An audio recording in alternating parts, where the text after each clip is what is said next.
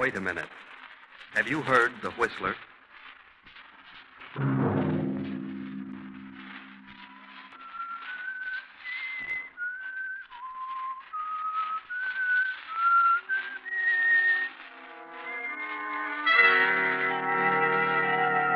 I'm the whistler. No. Don't come near me. I didn't plan to kill you, no. That was John Hendricks. He waited for a chance to sell his soul to the devil. Money is not enough, John. Money is not enough. We want you, John. We want you. That was his wife, Martha, the former widow Marsden. Yes, Mother. Yes. And her simple-minded son, Henry. Go ahead, son. Go ahead. We must have John Hendricks. Yes, Mother. Yes, Mother. Tonight, CBS presents a new mystery series, The Whistler.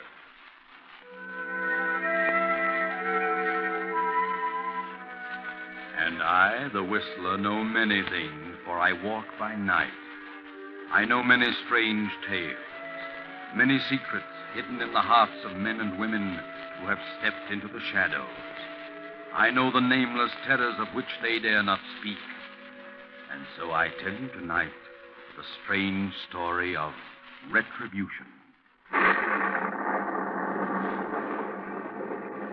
Gaze up this muddy, rain-splattered road. A small, lonely stone building appears against the lightning-streaked sky. The dismal courthouse of a southern village. The village of Marsdenburg. It is nearly midnight. A trial is in progress. A murder trial. John Hendricks is on trial for his life. The state versus Hendricks. Killed his wife and stepson. He killed his wife and her simple-minded son, Henry, for the $10,000 in cash she kept in her big house on the outskirts of town. Open the door.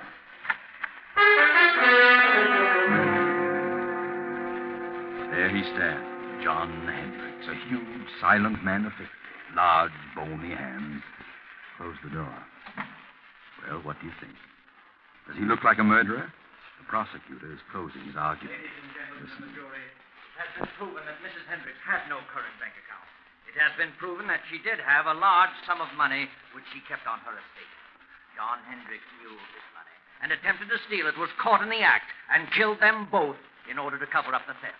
It was not a tramp who killed that old gray-haired lady and her simple son. There was only one intruder, one thief, one murderer. And there he sits, ladies and gentlemen.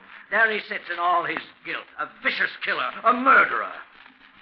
There is only one decision for you to make. There is only one penalty that can erase from this countryside the stigma of this fiendish crime. One penalty for this axe murderer, John Hendricks. And that penalty is death. The state rests.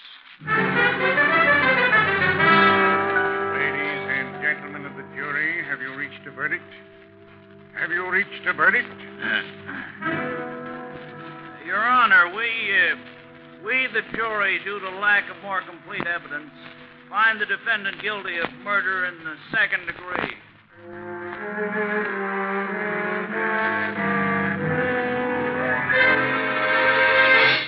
Second degree. Cheated death. You'll get life. Surprised? Of course you are. But it had to be. Yes, it had to be. I know. John Hendricks, stand up. Yes, John, stand up. Face the court. Watch him now. He's on his feet.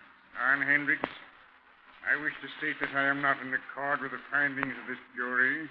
However, there's nothing for me to do but sentence you to the state penitentiary for the remainder of your natural life.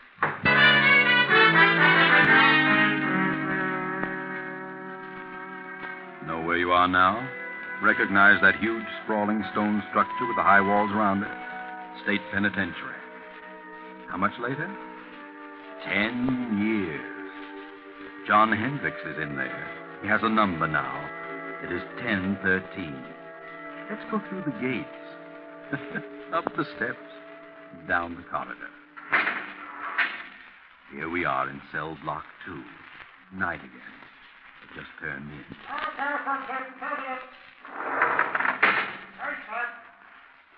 This has been going on for 10 years for John Hendricks, 1013, and his cellmate Bill, 1014.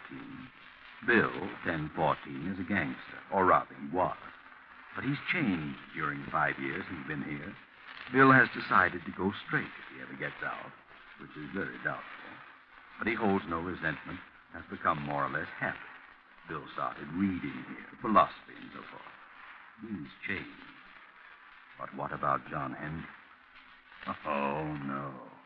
Not Hendricks. Because he has a plan. He has a purpose. Move closer to the cell door and listen. All I got to say, Bill, is I think you're crazy enough to make the try with me. That's a matter of opinion, John. But it'll be simple. I got everything all set. It's all fixed. Not a chance of a slip-up. All fixed? Who with? Well, a friend of mine. Oh, I see. Crooked guard. Huh? No, he ain't a guard.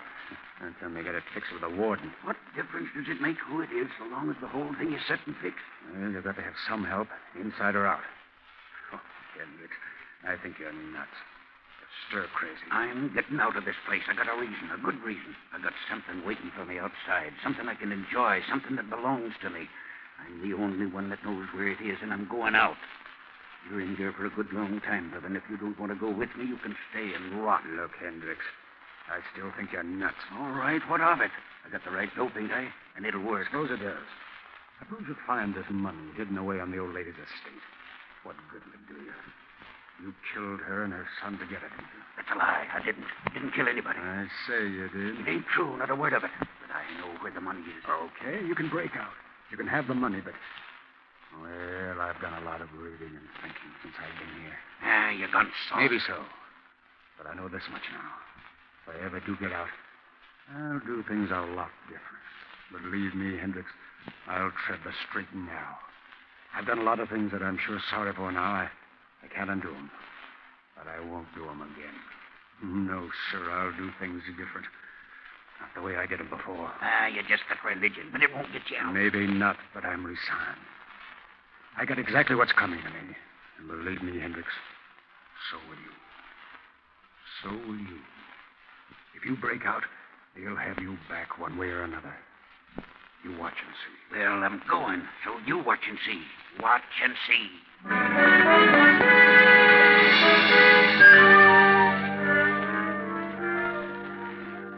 Now, another storm.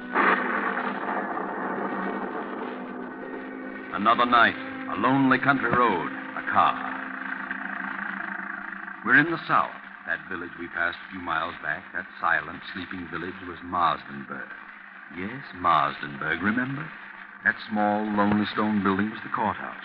The courthouse where John Hendricks was tried and convicted. We're on the outskirts now, on a lonely road. A young man is driving the old car, and there's a girl beside him. Motor trouble? Well, there, just ahead, a light. Yes, it's a little crossroads store. Pull in.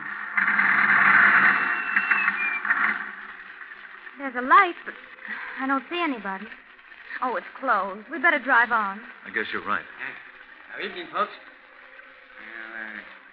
What's your trouble? We're having motor trouble. Oh, is it? What are you doing driving around on a night like this? On our way west. Mister, is there an inn or something around here where we can stay for the night? An inn? Yes, there's a place about 8 miles up the road. They'll probably put you up. There's a sign on the left-hand side of the road. Can't miss it. This road's pretty bad when it rains. Gotta be careful or you'll find yourself walking. Thanks. We'll try. Good night. Good luck, mister. You'll need the luck.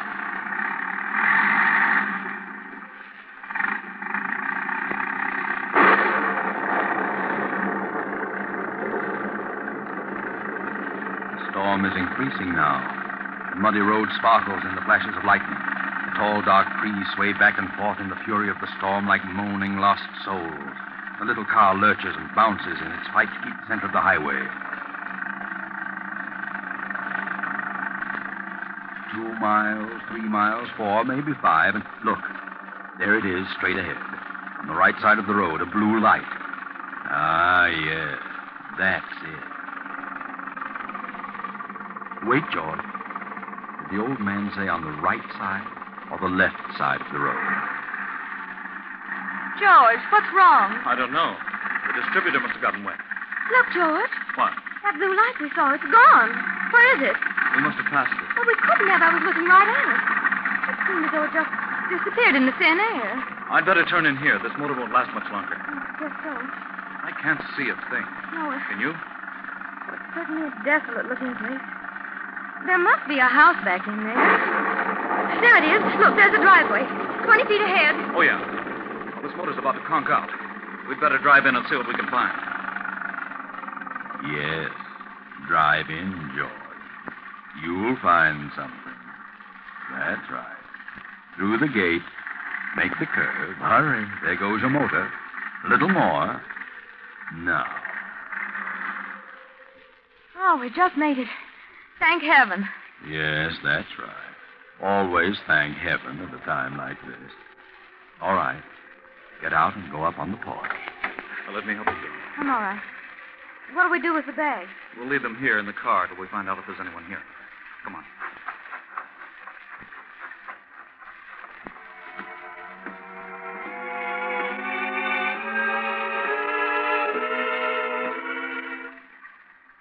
You see a bell?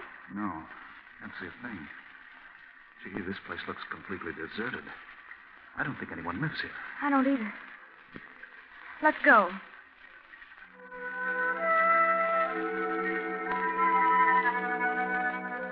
You're listening to The Whistler. We pause momentarily for station identification. This is the Columbia Broadcasting System.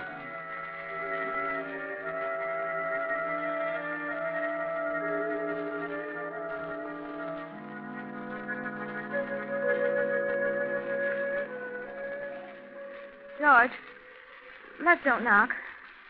I don't like this place. Let's go on. How with a dead motor? Where could we go? I'll knock. Well, all right. Ah, that's right. Knock, George. Knock. Go ahead. Louder. Again. We've got to have shelter. Yes, we can't stay in that car any longer. Can we?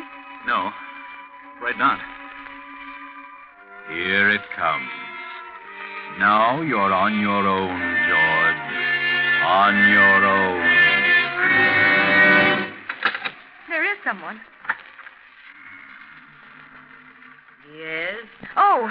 Good evening. What is it? Well, you see, our car... Yes, our car stalled. And we can't go any farther, and it's such a terrible night out that we thought we could stop here for the evening. Stop here. Why, yes, we saw your light and... Light?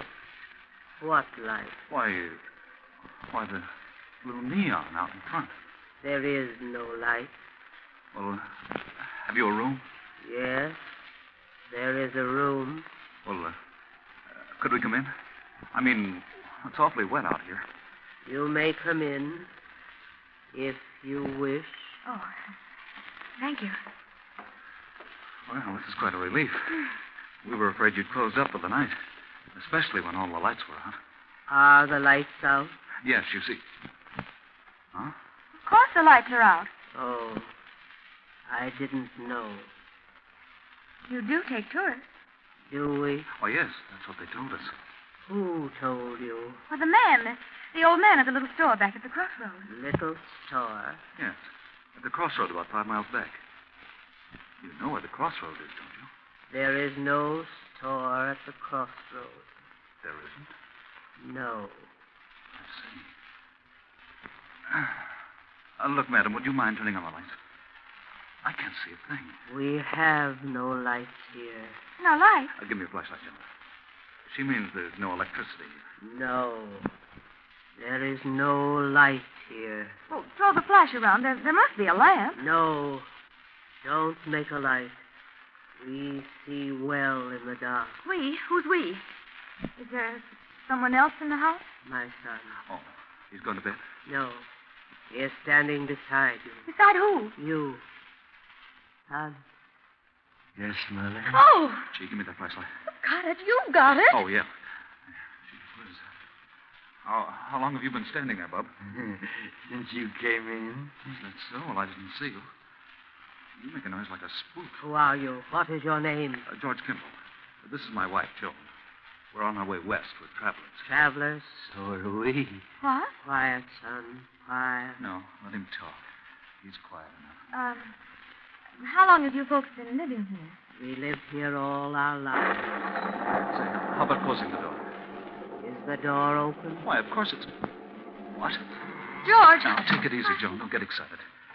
Oh, look, madam, there's a candle on that table over there by the fireplace. Is there? Yes, and if you don't mind, I'm going to light it. Please don't. Oh, wait a minute. If you want us to stay here, we insist that we have some light. You want us to stay here, don't you? Do we? Do we, son? Yes, Mother. What are you looking at me for? Yes, Mother. Without light? Yes, Mother. George, let's go. I don't want to stay here tonight.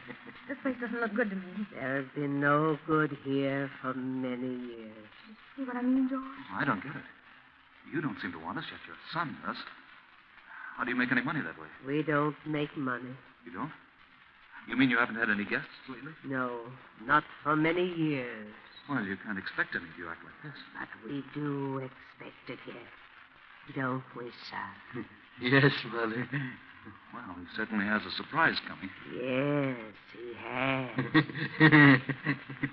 How many rooms have you? There are many rooms, but only one. Only one? That doesn't make sense. What do you mean? Only one for guests. You mean only one equipped? Yes. Well, then, if you've got it reserved for this guest you expect, what are we going to do? There is an inn farther along the road. They have rooms. They will take care of you. It will be best for us. Our distributor got wet, so our car won't run. Where is your car? Right there at the foot of the steps. I see no car. You don't? Why, it's standing right... Joan. George, where is it? It's gone. Holy smoke, it is gone. But where? How? I didn't hear a sound. It must have rolled ahead. Well, throw your light around. Not a sign of it. Say, what goes on here? Son, Yes, Mother. you move the car. Yes, Mother. I understand, son. I understand. Wait a minute. Your son moved it? How could he? The motor won't even run. And even if it would, we didn't hear a sound. No sound. How did you move it? I don't know. Oh, that's a fine thing. Here we are in a place where they don't want us and no way of leaving. Well, you've got us on your hands now. You'll have to make the best of it. No, George, no. We'll leave. Nonsense. This is all silly. Come on, let's have some light and cut out the monkey business. Wait. Son, what have we decided? Yes, Mother. We decided yes. Very well. If you wish. If you wish, you may stay. Stay until... Until when? All night? Yes, Mother. If you wish. Oh, that's better. That's more like it. Now I'll light this candle. There we are. George, look. Well, look at the dust and the cobwebs. This place looks deserted, like an old cellar. Well, how about the room? Do we get it, or the guests you're expecting? There is another room that will do, perhaps. Well, could we see it? Yes. And by the way, how much do you charge? We charge nothing. You charge nothing. Nothing. Sounds silly, but it's bright for us. We're running short anyway. Well, let's see the room. Very well. It is upstairs. After you, madam. No. You go first. Very well. Come on, Joe. Bring that other candle. Come, son. Follow me. Yes, Mother. I never saw so much dust. Well, they must like it. You know, nice, clean dust. That room at the head of the stairs. Why, this room was well furnished. Is this the room reserved for your expected guest? No. But you said you had only one room furnished. Who sleeps here? I stay here now. I see. Or do I? It's a nice, soft bed. It was always comfortable. We'll leave you now. Come, son. We must leave them alone now. Yes, Mother. Leave them alone. Good night. Good night. You will lock your door? Huh? Oh, yes. We'll lock it. Goodbye. Say, did she say good night or goodbye? I don't know. I thought she said... She did say goodbye. Golly, what a screwy outfit. I wish we hadn't had car trouble. That's what we get for trying to drive in this storm. How much money have we left? Not much. Just enough to get to Los Angeles the way I figure. Once I get there, I know there'll be a job for me. We'll make it, don't worry. You'll see me in a nice job in Hollywood. I'm not worried about seeing you in Hollywood. No? No. I'm just worried about seeing you in the morning.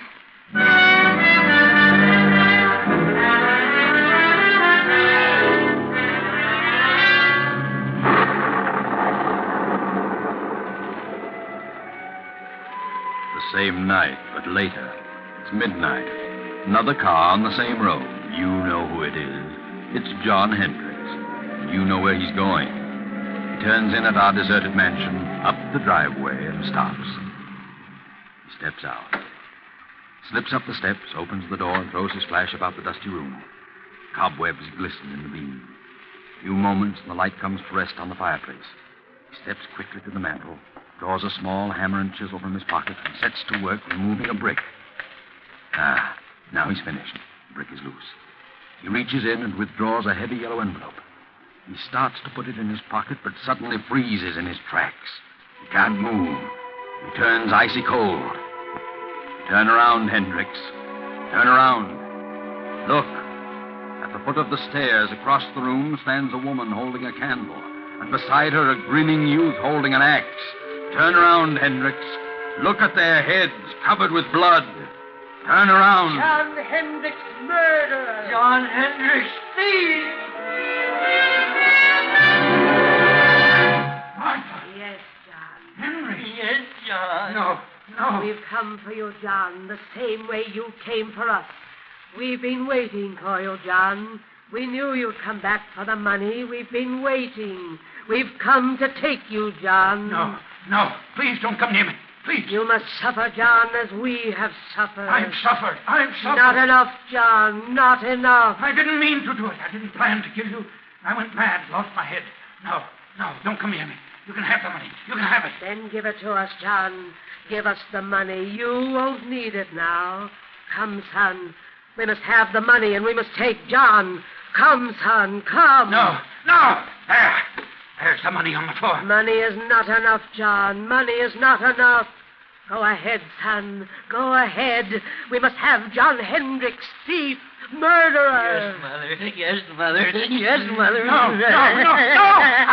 I'll shoot. Bullets won't stop us.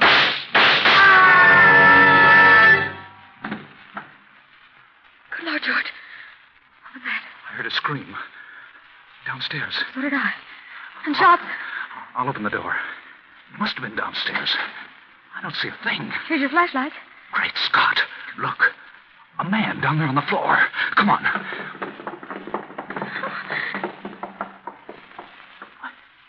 He's dead. Look at the gun. It's been fired. But I don't see a mark on him. Let's get out of here. I'll say, come on. No, you don't. Stand where you are. George! Cops. What's going on here? Hand over that gun. Thanks. What are you doing here? Well, we're stopping here. That is, we're just leaving. I can see that. Know this man on the floor? Know him? Yes. Joan, what's the matter with you? No, we don't. Take We a don't look know at him, him. Frank. Yes, sir. What are you two doing here? Why, we're guests. Yes, we're both guests. Guests? Who's guests? Why, guests, lodgers, tourists, guests of the old lady. What old lady? The old lady that lives here, the old lady and her son. You'll have to cook up a better one than that. What do you mean? Drive here? Where's your car? The son took it. Son, old lady, what are you talking about? They live here. They said they owned this place. We had motor trouble, and they put us up for the night. What about him, Frank? Well, he isn't dead, breathing. Looks like he had a stroke or something. It's him, all right. John Hendricks. Take a look around. See if there's anyone else here. Yes, sir. What's your name? George Kimball. This is my wife. We're on our way to California.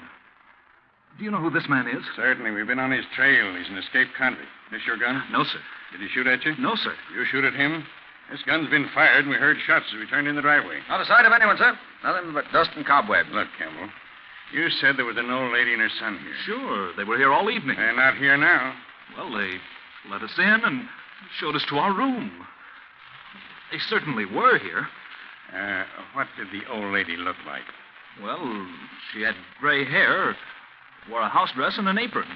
What did the boy look like? He was a big kid, about 20. Had a round, rosy face, and I think... Well, in fact, I know he was kind of simple-minded. He had a strange laugh, and he had red hair. Well, I'll be darned. What do you think of that, Frank? Golly, gives me the creeps. Why so? Do you know who you've just described? No. The old lady and her son who used to live here. Used to live here? Yeah. They were murdered here 10 years ago. What? Murdered? Sure. This man on the floor was her husband, the boy's stepfather. He was tried for killing them with an axe and stealing her money and bonds.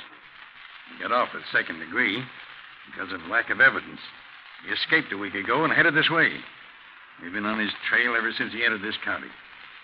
So you see, Kimball, if there was anybody else here tonight, it must have been a figment of your imagination. This house has been deserted for 10 years.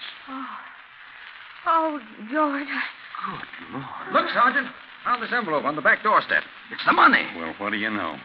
The money and the bonds. Old Martha Hendricks' money. That's why Hendricks came here. But where did they go? The old lady? No place. Because they weren't here, Kimball. Well, better get them out of here and back to headquarters. Oh, wait a minute. Don't leave us. We won't. You're coming along, too. Why? We need you for a day or two. All right, let's get going, Frank. Come on. But where did they go? We saw them. I know they were here. Well, you certainly described them to a T, but don't worry too much about it, you know. Things like this can drive you nuts. You know what I mean? Things like this sometimes just happen. You know what I mean? No. Well, oh, come on, let's go before I get the heebie-jeebies. What did he say? Things like this just sometimes happen? Just happen?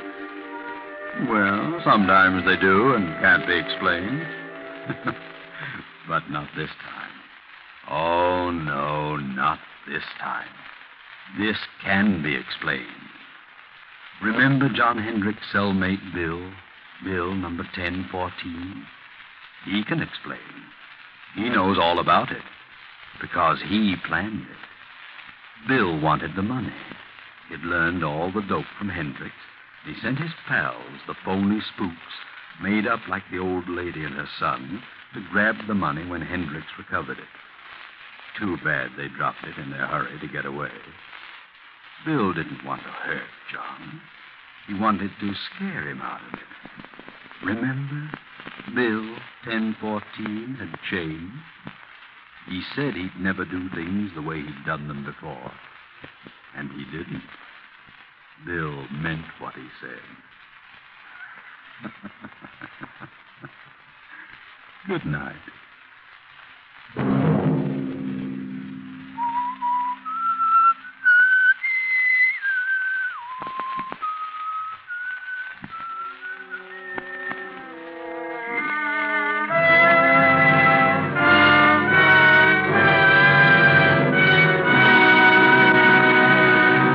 If this came upon you unaware and you listened, we've served our purpose. The Whistler, with original music composed and conducted by Wilbur Hatch, is written and directed by J. Donald Wilson and originates from Columbia Square in Hollywood. Next week, same time, The Whistler returns. This is the Columbia Broadcasting System.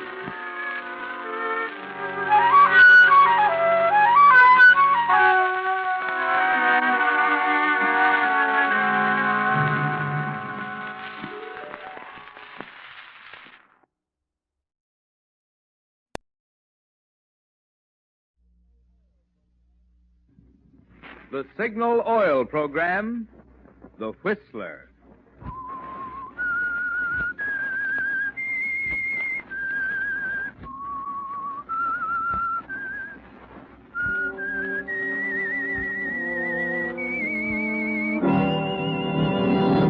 I am the Whistler, and I know many things, for I walk by night. I know many strange tales hidden in the hearts of men and women who have stepped into the shadows. Yes, I know the nameless terrors of which they dare not speak. Yes, friends, it's time for The Whistler, rated by independent research the most popular West Coast radio program. And remember, let every traffic signal remind you, with new Signal gasoline, you do go farther than ever. Look for the familiar big yellow and black circle sign that identifies those popular Signal service stations throughout the West, from Canada to Mexico. And now, The Whistler's strange story, The Blind Vet.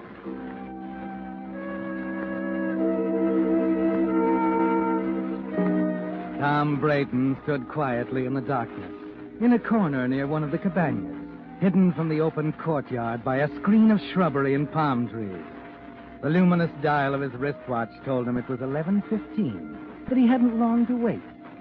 He looked with satisfaction on the courtyard and fountain, down the long line of cabanas past the huge, brilliant Casino del Rey, rising like a fairy castle in the desert. The finest, the costliest, the most luxurious gambling resort in the country. And all of it, the music, the glitter, the throngs of well-heeled socialites, a tribute to him.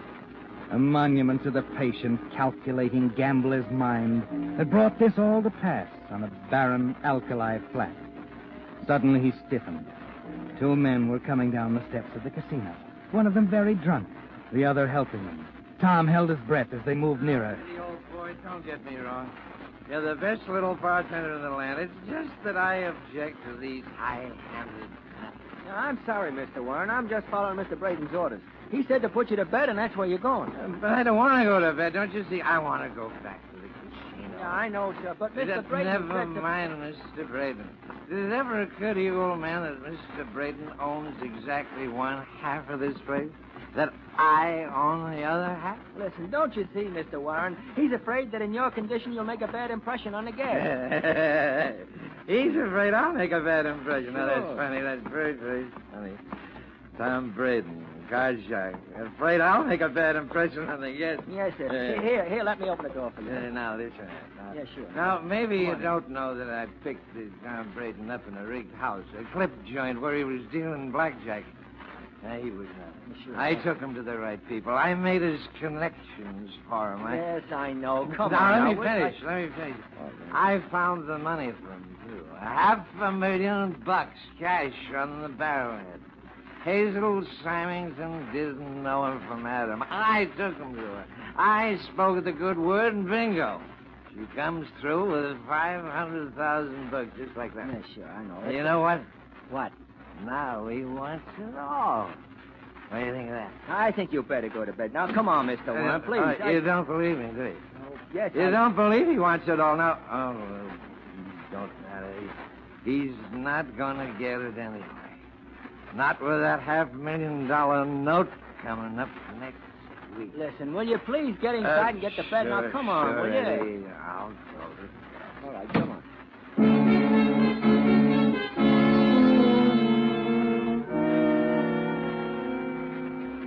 Well, Tom, your partner's speaking his piece again. Same song, 87th verse.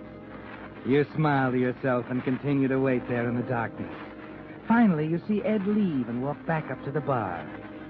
You stand there for 5 minutes longer, just for good measure, and then walk quietly up to the door, whip a silk handkerchief from your breast pocket, place it over the knob, and let yourself in with your pass key.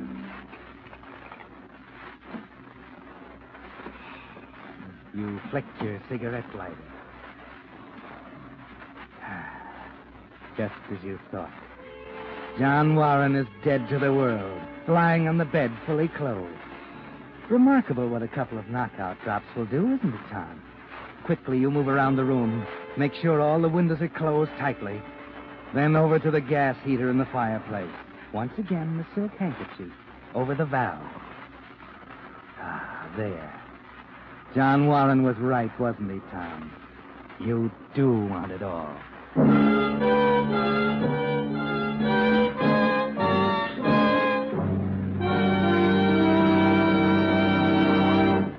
With the prologue of The Blind Bet, the Signal Oil Company brings you another strange tale by The Whistler. Let me see. 1, 2, 3, 5, 9. Just 9 more days before your 4th of July holiday. For most folks with cars, that means a trip somewhere, to the mountains or to the beach. But for too many folks, it's also going to mean accidents. Accidents that could have been avoided by an ounce of prevention. Here's what I mean. Traffic deaths in April were 47% higher than a year ago. One big reason is that today's aging cars are wearing out. In the recent police traffic check program, 1 out of every 3 cars inspected had either defective brakes, tires, lights, horn, or windshield wiper. Little parts that cost so little to fix, but can cause such big accidents. So play safe. Stop by your Signal dealers to have your car checked over. Caring for your car is his business, and you'll find your Signal dealer is prepared to serve you in many ways. He can repair that tire with the weak spot, or retread the one that's worn smooth. He'll replace that worn-out fan belt, radiator hose, or windshield wiper, or put a new bulb in that burned-out stoplight. But take a tip. See your Signal dealer this week before the last-minute rush. Then, when the 4th of July arrives, you'll know your car is ready for a safe and happy holiday. And now, back to The Whistler.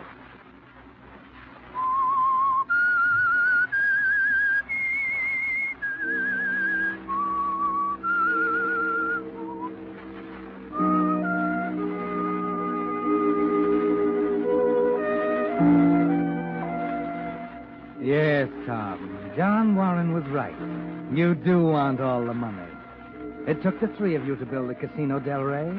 John Warren's socialite friends, Mrs. Symington's money, and your brains. And now you've got to have it all. You stand there at the bar, calmly talking to Ed, the bartender, while John Warren lies dying in his cabana. Like every decision you ever made, it was a matter of odds, wasn't it, Tom? A good bet. 1,000 to 1 he'll be found dead in the morning, the victim of an unfortunate accident involving too much alcohol and a gas heater he forgot to light. So you wait there calmly until finally you see Mrs. Symington waddle into the game room and put her 200 pounds next to the poker table, pull in her cards with those fat, jewel-covered arms and begin to play. You manage to get along with her, don't you, Tom? Of course you do. After all, there's the personal note she holds against you for $500,000 coming up for renewal next week. Sorry I had to interrupt you, Hazel. Were you winning? I'm not much of a gambler, I guess. I never bet unless I have a sure thing. You can't win that way. What's on your mind?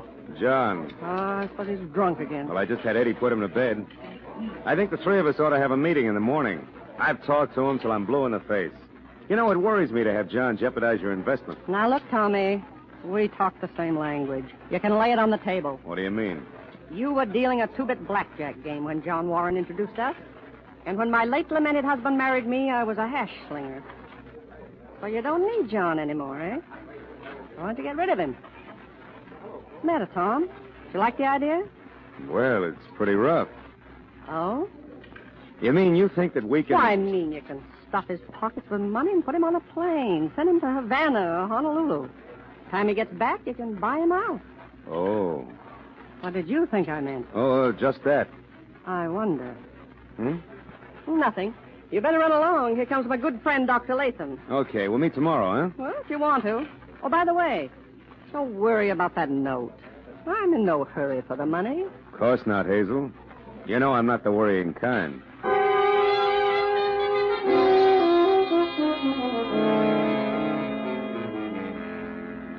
So Hazel goes back to the game with Dr. Latham. Disgusting, isn't it, Tom? Latham, 25 years her junior, fawning, flattering, fearful that the life she's leading will kill her before he marries her. That's odd, isn't it? Both in the same boat. You're afraid something will happen to her, too, before you get your hands on that note. You walk up to your apartment over the casino, sit there in the silence at your desk, idly shuffling a pack of cards, thinking. It was a good bet, and you're improving your hand all the time. Eddie, the bartender, was the last man to see John alive. No one saw you leave or come back to the casino. Hazel will testify you expected to meet John in the morning. Yes, Tom. It's a good bet. Come in. Oh, Dr. Latham. Thought I might have a word with you, Mr. Braden. Sure. How much do you want? Do you always think in terms of money? Of course, so do you. I wanted to talk to you about Mrs. Symington. Well, she inherited about $30 million, but I don't know how much she has left. I am not interested in Mrs. Symington's money. Of course you're not. It's her beautiful soul that attracts you. Come on, Doc, come to the point. I happen to know we cleaned you the first night you were here, that Mrs. Symington has been staking you regularly, and that if the AMA knew you were practicing in this state, they'd jerk your license, if they haven't done it already. Now, what do you want? We seem to have a mutual interest in Mrs. Symington's health. Mm-hmm. If anything happened to her, it isn't likely her financial manager would see his way clear to renew the note she holds on you. Right? What's wrong with Mrs. Symington's health? Good heavens, man, you have eyes, haven't you? She's dangerously heavy for her age. Overindulges in everything. Food, drinks, gambling, opiates. What kind of opiates? Ordinary sedatives to help her sleep. Terribly hard on her heart, nevertheless. If you knew she had heart trouble, why'd you let her have them? Because if I cut her off, she'd only buy them someplace else. I'm very much interested in Hazel, Mr. Braden. Unfortunately, I can't say the feeling's reciprocated. Apparently, she depends on you a great deal for advice. You're a little obscure, Doctor. Mr. Braden, if you were to help me arrange, say, an alliance with Hazel... You'd arrange to get the note for me, is that it? Exactly. It wouldn't cost you a cent. What do you say? No. Why? Well, in the first place, she isn't stupid. Every fortune hunter in the country has been after her for years. Well, of and in course. the second place, you double-crossed me. Good night, Doctor.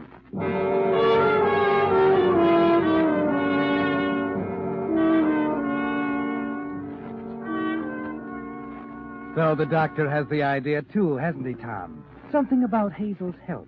Something about her estate moving in to collect the $500,000 note, should anything happen to her. You know you can never pay it. But they might as well ask for the moon. You knew from the first that you'd have to cross this bridge someday, just as you knew you'd have to eliminate John Warren. But this one isn't easy, is it, Tom? Somehow, some way, you have to get your hands on that note. Yes, it's something to think about. Something to keep your mind spinning all night. And then... Oh, what the devil. Yes? Mr. Braden, this is Eddie. Oh, yes, Eddie. Mr. Warren's dead. What? He didn't answer his phone, so I went down there. I opened the door, and the place was full of gas. Did you call the doctor? Latham's there now. Said Mr. Warren must have got cold during the night and got up to turn on the gas. But he was in a fog and went back to bed without lighting it. Oh. Tough, isn't it, boss? Yeah, tough.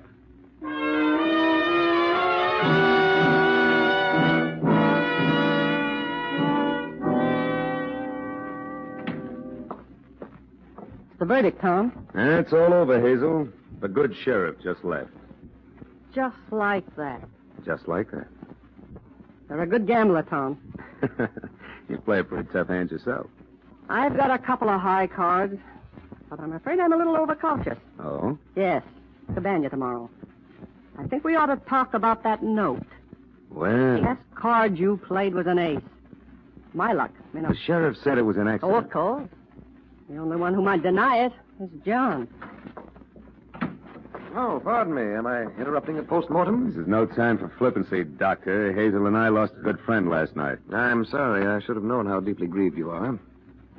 You don't look so well, Hazel. I never felt better in my life. Well, I don't think you should play tonight. Now, let's not go through that again. You're I told overexcited. You've been that way for months.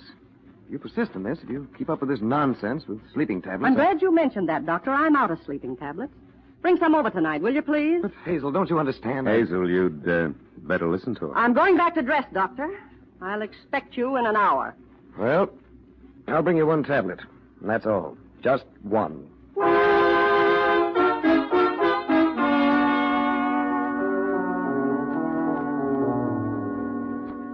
Well, Tom, the picture has changed. You wonder what's on her mind, why she wants to talk about the note. One thing is certain. She must have it there with her, and it would be just like her to toss it carelessly in a dresser drawer. And there's only one way you'll ever be safe, Tom. You've got to get your hands on that note and destroy it. You're smart enough to realize that this is a good bet, too. That it'll be a long time before you're dealt another hand like this one.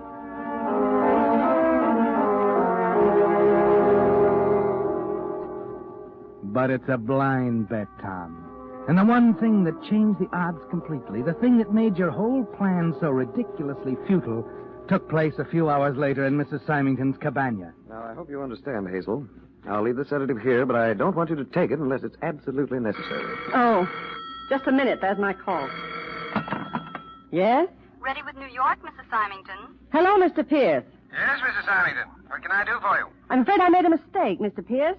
I just found I included that Tom Braden note in those papers I mailed you last week. Yes, it's due next week. Did you want me to start action on it here? No, mail it to me at once, and I'll take care of it here. Very well. Is there anything else, Mrs. Symington? No, that's all, Mr. Pierce. Goodbye. Goodbye. Well, what are you going to do? Foreclose? No. I'm going to tear it up. What? Tear up a note for $500,000? Are you crazy? I don't think so. Under the circumstances, I'm getting off cheap. You see, Doc, I've decided that this business is a little vicious for a woman of my age. Yes, but my good woman, $500,000. You don't know what you're doing. And you don't know Braden. It's quite a decision. Indeed it is. I only hope I didn't make it too late. Mm-hmm. That's a pretty generous gift, Hazel. Yes. And I want him to know he's getting it. That's very important. I want him to know tonight.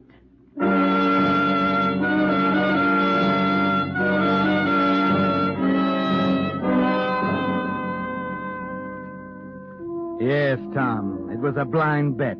And it might have been off if you'd heard that conversation, if you'd known about the blind card. But you didn't until it was too late. Shortly before midnight, you see Hazel and the doctor come into the game room, but you keep your eyes on your cards. The less you say tonight, the better. Hazel is nobody's fool. I'll bet, too. Hello, Braden. If you don't mind, I'd Later, like to... Doc, later. I'm busy. Well, could you excuse yourself for a moment? It's a matter of some importance. Look, if you want to cash a check, Eddie will take care of you. Now run along, will you? I'll see you later. It'll only take a minute. It's about the note. Oh. Well, I can't leave my guess. You understand that? All right, Braden. Later.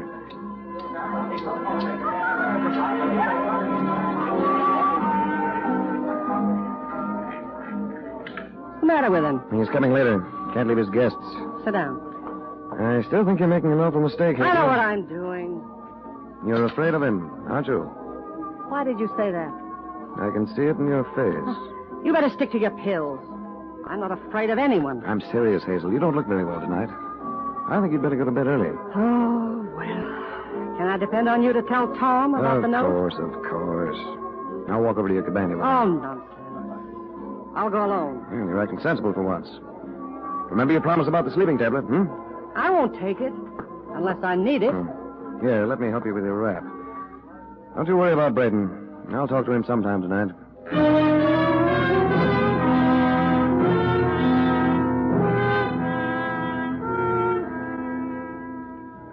You sit there and watch them, Tom. See Hazel walk to the door and the doctor turn and come back. It was about the note, he said. And you're sure now that there could only be one reason why she'd be so anxious to talk to you about the note. She's changed her mind, of course. It's just like her. She's changed her mind and wants to call in her note. But why? Why would she do that? You know the doctor could never convince her. She has no respect for him. She must have talked to someone. Del Rey, just a moment. I'll connect you. Yes, sir, I'm ringing. Just a moment, please. Hello, Ellie. One moment. Oh, hello, Mr. Braden. Busy night, huh? Not so bad. Lots of long-distance calls? A few. You wouldn't happen to remember who they were for, would you? Well, let's see. There was one from Chicago for Mr. Piper down in 14. And one from New York for Mrs. Symington. I and, see. Let me think. There was another, too. Oh, that's all right. I'm just curious. Thanks, Ellie.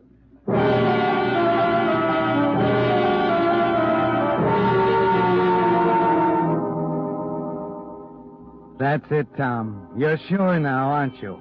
Pierce called her from New York and changed her mind about the note. Of course. She wants her money, and you can't get it for her. You avoid Dr. Latham. You don't want to hear about the note. You have to be able to prove that you believed Hazel was going to renew it, that no one told you differently, that there was every reason in the world why you'd want her to live. Yes, Tom, there's only one way out now. That single sleeping tablet in Hazel's room, the one the doctor left for her, is going to be the last one she'll ever take. Oh, Eddie. Yes, Mr. Braden, can I fix your drink? No, I'm going up to my apartment. Look, I don't want to be disturbed on any circumstances. Did you see the doctor? No. He's been after me all evening. Says he's got to see you. That it's awfully important. Well, I can't see him tonight. I got a headache. I feel rotten. I'm going to bed. Tell him that. Okay, boss. Anything you say.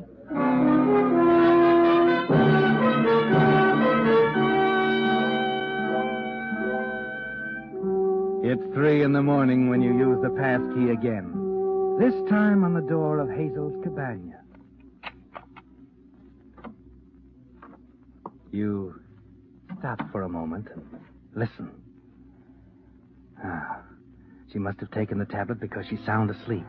It's a good sleep, isn't it, Tom? Worth $500,000 to you. You walk quietly to the bed and pick up the extra pillow, stand over her for a second, and then...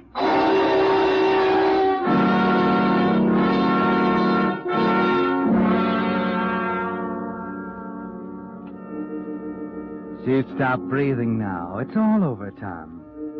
You haven't too much time to find the note. Carefully now. No one must know the place has been ransacked. The silk handkerchief again. First the dresser. Not here. The nightstand, maybe. Luggage. It's in a luggage. Yeah, the desk. Why didn't I think of that? Sure. Wait a minute. I gotta get hold of myself. I gotta think. The cabinet, maybe. No, she's hidden it. Yeah, behind a picture. Under the rugs. In the sofa, the medicine chest in the bedroom. It's gotta be somewhere. I know it's here. I know it. No, it isn't here. Nowhere else to look. I gotta get out of here. Gotta get out of here.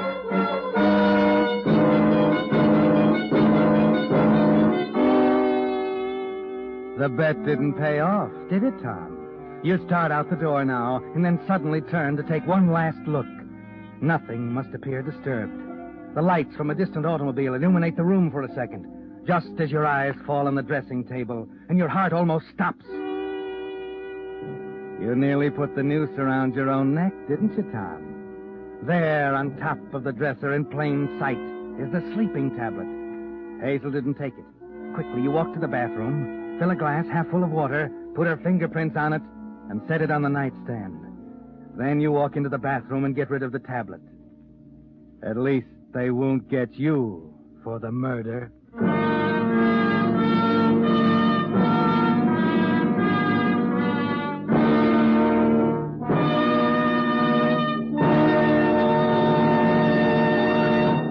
The Whistler will return in just a moment with the strange ending of tonight's story. Meantime, a question.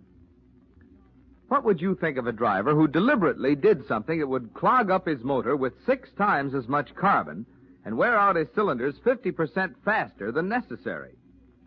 Well, friends, that's just what every driver is doing who's still using straight oil in his motor. Now, here's what I mean. In exhaustive road and laboratory tests, today's finest straight motor oil was compared with the amazing new type Signal lubricant that combines 5 scientific compounds with 100% pure paraffin base. Signal Premium Motor Oil. The result? The motors using Signal Premium Oil actually showed only 1/6 as much carbon and 1/3 less cylinder wear. Get that? Motors stayed 6 times cleaner. Cylinder wear was reduced 1/3 with new Signal Premium Motor Oil. No wonder drivers who want to keep wear down and performance up are switching from old-fashioned straight motor oil. Switching now to the amazing new type Signal lubricant that's your guarantee of a sweeter running motor. Signal Premium Motor Oil. And now, back to the Whistler.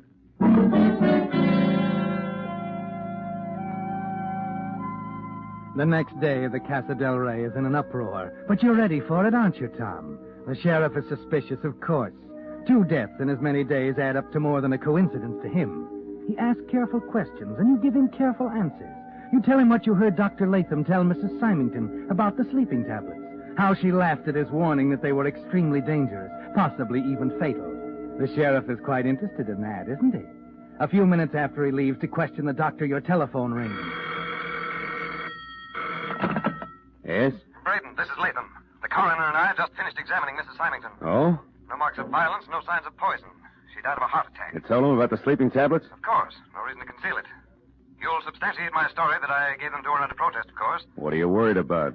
I won't mention the note if you won't say anything about my owing her money. I wasn't worried about the note. I'm sure she would have renewed it today. That's just it. She was going to tear it up. What? What are you talking about? She called her lawyer in New York. Yeah, I'll have to call you back. Someone at the door. Tear it up. Tear it up. She was going to tear it up $500,000. Mr. Braden. Huh? Oh. Well, what do you want? I'm from the DA's office. Yeah? You're under arrest, Mr. Braden. Suspicion of murder. What are you talking about? She died of a heart attack. The murder of John Warren. You're crazy. That was an accident. Maybe. But we received a letter from Mrs. Symington this morning. She mailed it last night. Letter? It seems she was afraid for her life. Looks like she wasn't far wrong. What do you mean? It was marked to be opened only in case of my death. It was an affidavit, Mr. Braden. She swears she saw you turn on the gas in John Warren's cabana.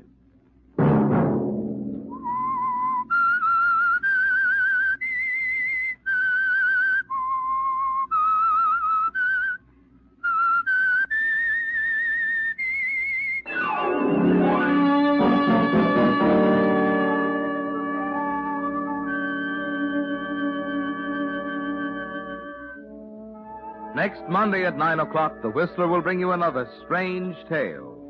The Whistler is broadcast for your entertainment by the marketers of Signal gasoline and motor oil and fine quality automotive accessories, and by your neighborhood Signal dealer. Featured in tonight's cast were Gerald Moore and Myra Marsh. This program, produced by George W. Allen, with tonight's story by Bill Tobin, music by Wilbur Hatch, is transmitted to our troops overseas by the Armed Forces Radio Service.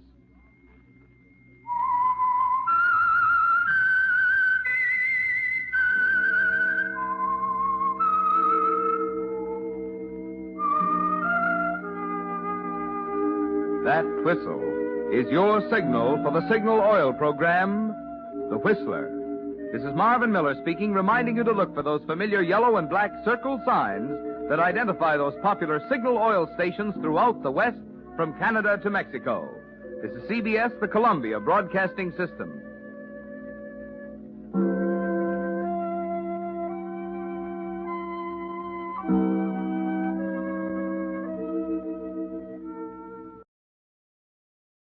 The Signal Oil Program, The Whistler.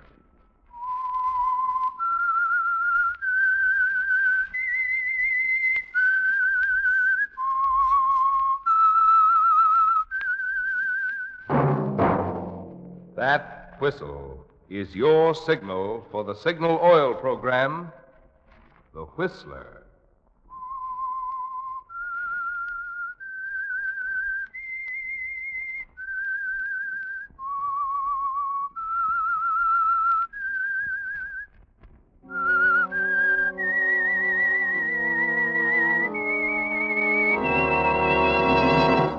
I am the Whistler, and I know many things, for I walk by night. I know many strange tales hidden in the hearts of men and women who have stepped into the shadows. Yes, I know the nameless terrors of which they dare not speak.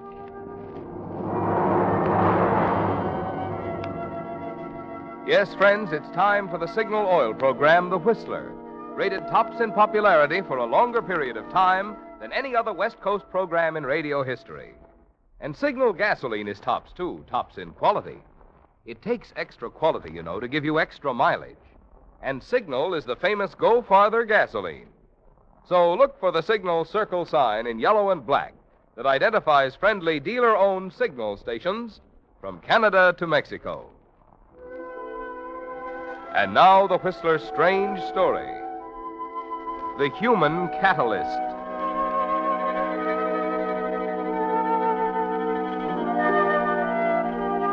In the field of chemistry, there are curious substances known as catalysts. Curious in that their mere presence together with other substances causes a violent reaction in which the catalysts themselves don't take part. In a way, they simply stand on the sidelines, untouched by the reaction they cause, unaware what they've done when it's all over. There are catalysts, too, among human beings. And on the night of February 3rd, on the terrace of a resort hotel in Miami Beach, a 17-year-old girl named Arlene Foster was about to become one. She didn't know it, of course, and like catalysts in chemistry, she never would. But there on the terrace, in a simple conversation with her teenage date, Arlene was preparing to step into the role. Orville. Yeah? There's something I better tell you. I want to be fair, Orville. Look, Arlene, if it's another confession, I'm just not interested. I'm crazy about you as you are. That's just it. That's why I have to tell you now. Vic's coming back, Orville. It's only a few weeks off. Vic who? Vic Stanfield. The orchestra leader that was here last year. He's bringing his band here to the hotel. Just as he promised me. Well, what's so important about that? But I don't want to deceive you, Orville. You see, Vic and I love each other. Huh? What are you talking about? Why, he's an old man. He must be 30. How could he... Orville, sometimes love doesn't pay any attention to ages. You see, before he left last season, Vic and I had an understanding.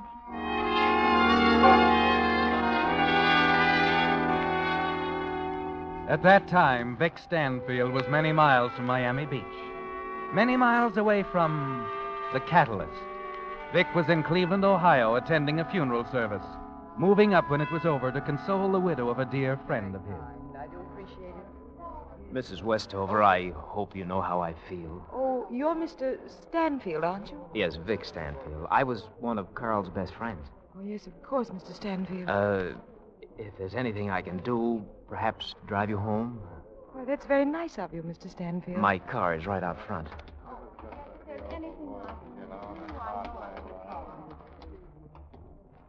Here we are.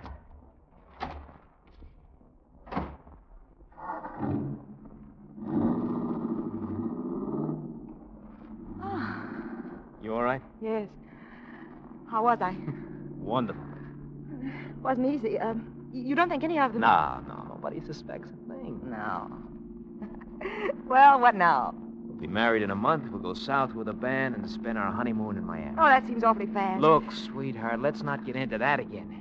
We could hold a ceremony right in that church 10 minutes from now. Let them talk all they want. But, Vicky, don't you think it's clean, baby. There's not a trace, not a scrap of evidence. Just relax, baby, relax. You left your husband's fatal accident up to me. Now do me another favor. Let me take care of the future, too.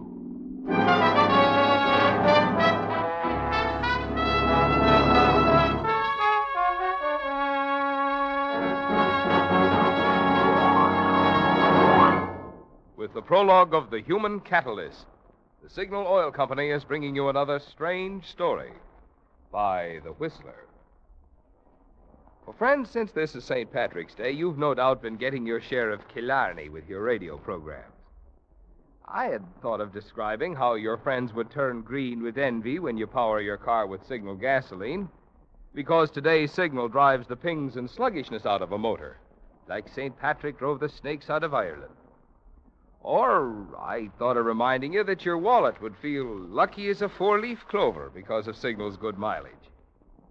But sure and begorra, when you buy gasoline, there's really just one thing that matters. You want to be sure that you're getting the tops in quality, the gasoline that gets top efficiency from your motor. And that's something your own speedometer can tell you, because when your motor runs more efficiently, you not only enjoy quicker starting, faster pickup, and smoother knock-free power, but also more mileage. Good reason why we're so proud of Signal's famous mileage, and why we say, to be sure of the tops in gasoline quality, there are just two things to remember. One, it takes extra quality to go farther. And two, Signal is the famous Go Farther gasoline. Begorra. And now, back to the Whistler.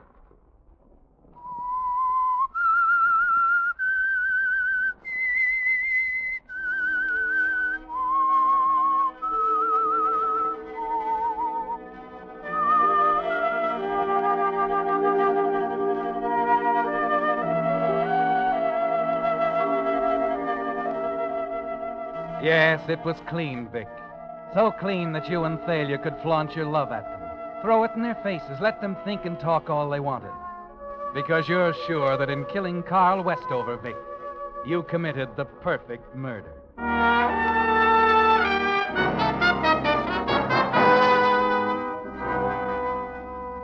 It's a month almost to the day when you and Thalia drive up the Lakeshore Highway to the little town of Fairport to be married by a justice of the peace.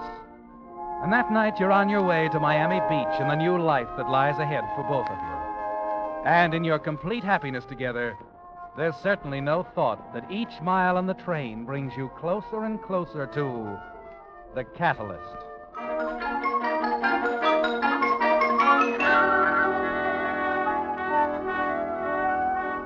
He's on his way, Orville. Vic's on his way back to me. Will you cut it out, Arlene? You're just being silly.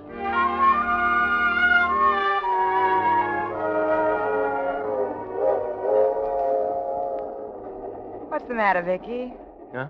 Well, you're so quiet. Oh, I don't know. A little tired, I guess. Yeah, I'm tired, too. Happy, Vicky? You bet. You? You know I am. You're not worried or anything? I mean, about Carl. Look, sweetheart, forget Carl. He's gone. He's off the books. There's just you and me. And that's why it's so perfect. Because we're the only two people who know. The only ones we'll ever have to worry about. And with us forgetting it? Right. It's all over. Your life in Cleveland, everything, just like it never happened, baby. Oh, baby, we got a lot of living to do. A long way to go together. First stop, Miami Beach.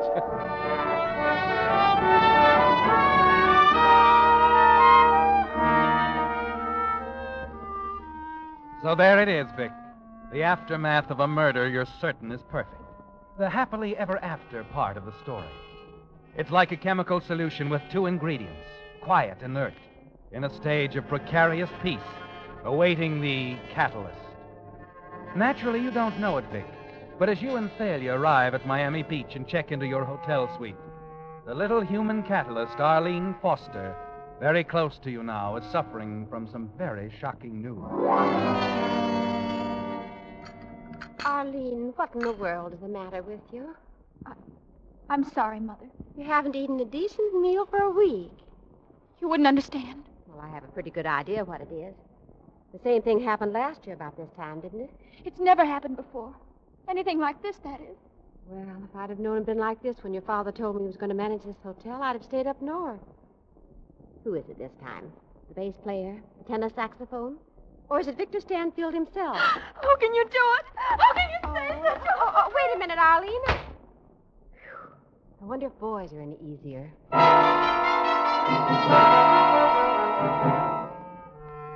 Eileen walks slowly down the hall, stops at the telephone, begins to think. Married. Vic married. But he couldn't love her. Somebody ought to tell her what she's doing to Vic. She has no right to be his wife. He doesn't love her. He can't possibly love her. Somebody ought to call her on the telephone and... The telephone. The telephone. Excuse me, Vic. I'll get it. Sure. Hello? Mrs. Stanfield? Yes.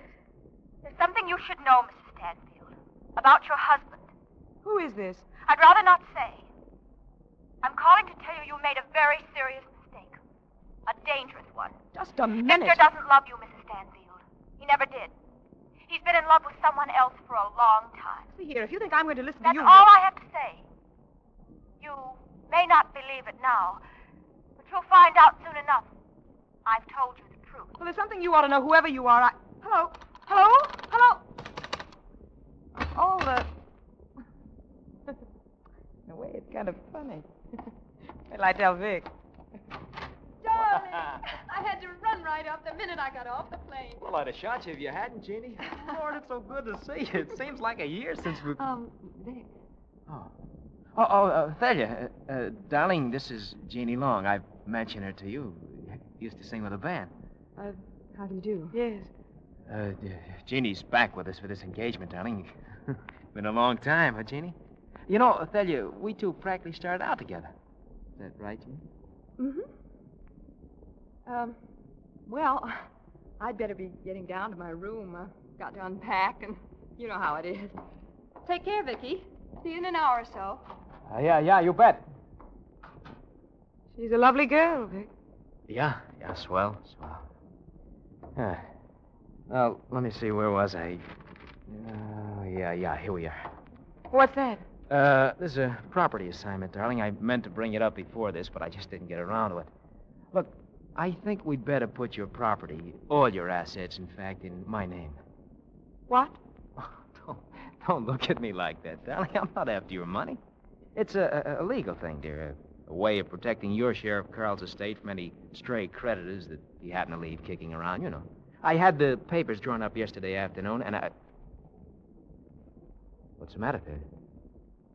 Vic, give me a cigarette, will you?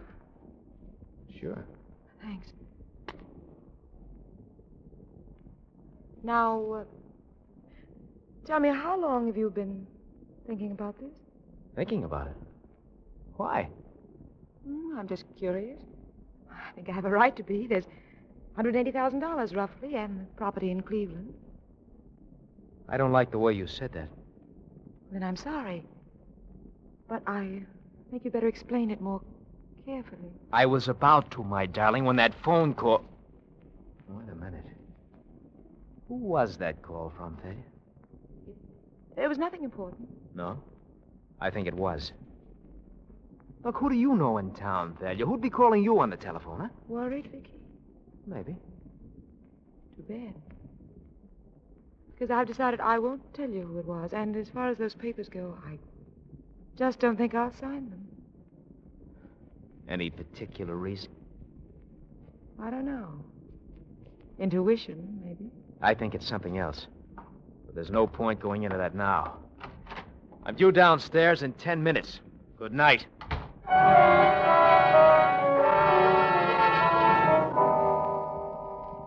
The reaction's well underway now, Vic.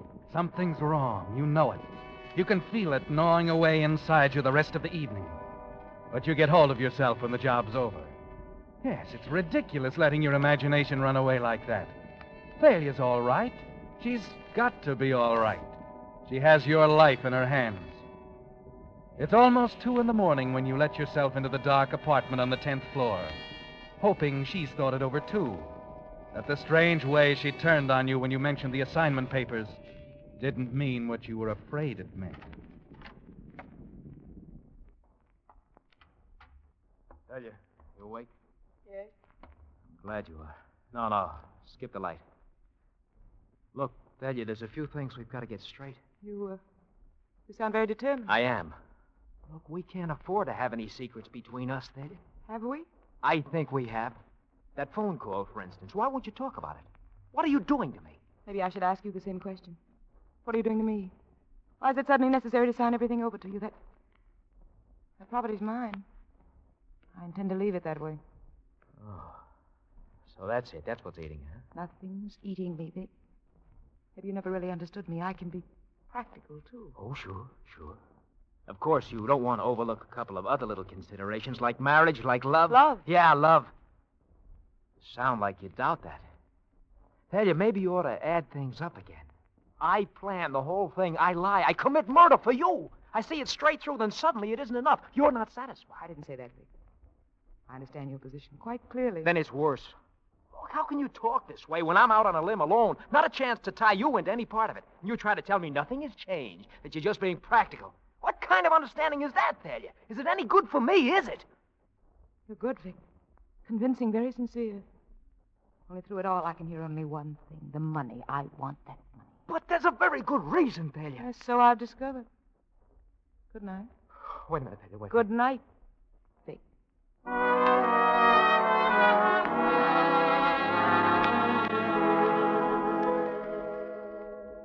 Look, mister, when you hire a private detective, you at least have to tell him what the job's all about. Look, I've told you all you need to know, Mr. Shan. What's wrong with your wife? You afraid she's thinking of suicide or something?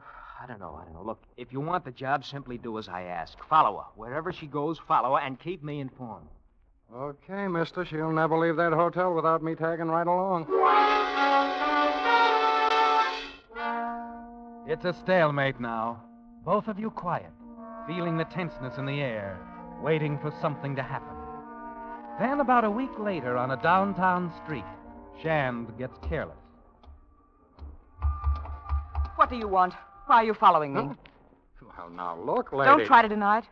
I saw you yesterday, too. And the day before that. I don't know what you're talking about. You're doing it for him, aren't you? My husband. Listen, lady, you're talking crazy.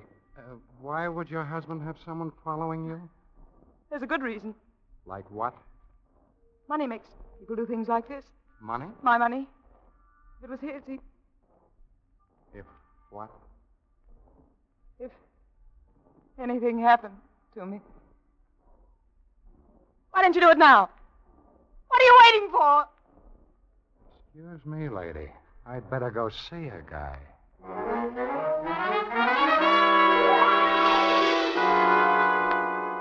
Look, be reasonable, Shand. Why didn't you level with me? Where do you get off dragging me in on a dirty deal like this? But what's wrong? Everything, the whole setup. I like money as much as the next guy. See, and I need jobs. But I'm stepping out of this one, mister, right now. I'm getting out of here. You don't even have to pay me. Look, I don't get you, Shand. What could you... You heard me. I'm getting out.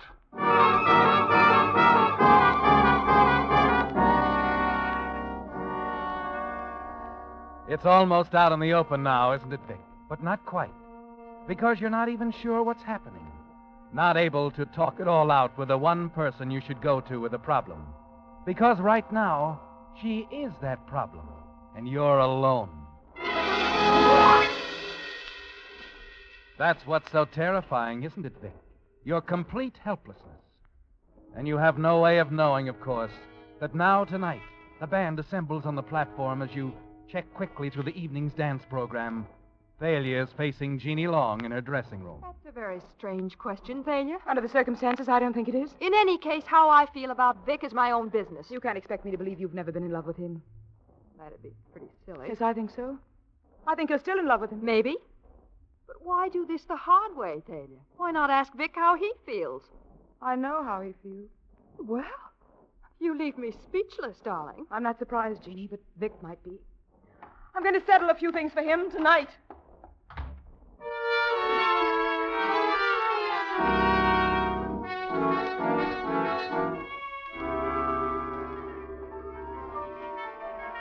Vic, could I talk to you a minute? Not right now, Jeannie, please.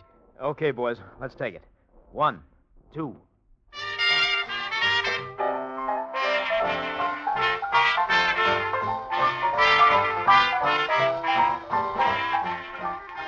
It's a struggle, isn't it, Vic, as the job begins? As you try to concentrate on the music and the piano in front of you, while your mind is on other things. The money, the property, it's mine. I intend to leave it that way.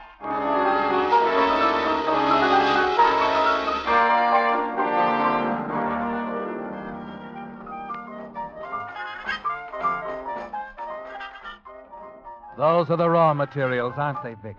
Something for a man's mind to work on. Particularly a mind like yours, with murder lying underneath everything else. Yes, you can close your eyes there at the piano and hear things like this. I love you. Don't be ridiculous, Vicky. Carl annoyed me. I wanted someone to do a job for me, and you came along, so... You let me go ahead The money, darling. The property in Cleveland. I want them. I got them. And I won't have to pay for it, will I, Vicky? No. No, she won't get away with it.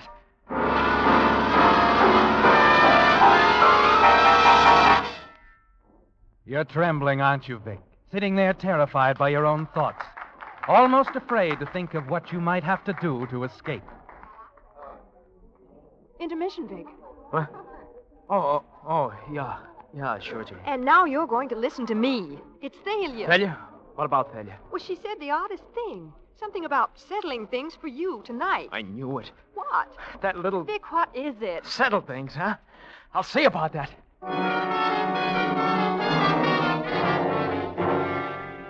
You know now you've got to kill her. And it has to happen fast. In the lobby outside the ballroom, you stop. Remember something that private detective said about suicide. You can make it look like suicide, Vic. Just by taking the time to set it up, getting yourself a witness. Yes, The telephone girl will do. Ethel, Oh, what is it, Vic? my wife, is she in her room? Well, I think she went up just a little while ago. Oh, Ethel, was she all right? Did she say anything about not disturbing her? I don't know. Is there something wrong? I don't know. She's been very upset lately. I don't know what it is, but the way she's acting, I'm afraid she might do something to herself. I'd better get up there right away.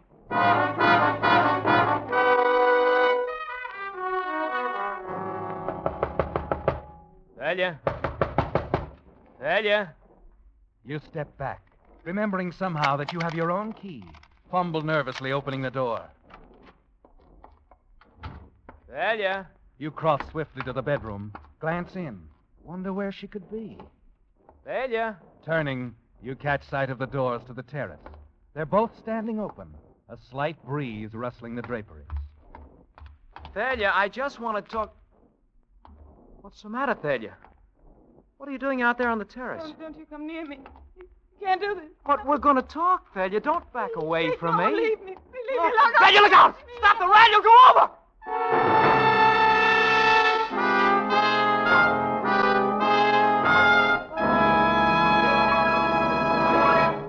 The Whistler will return in just a moment with the strange ending to tonight's story.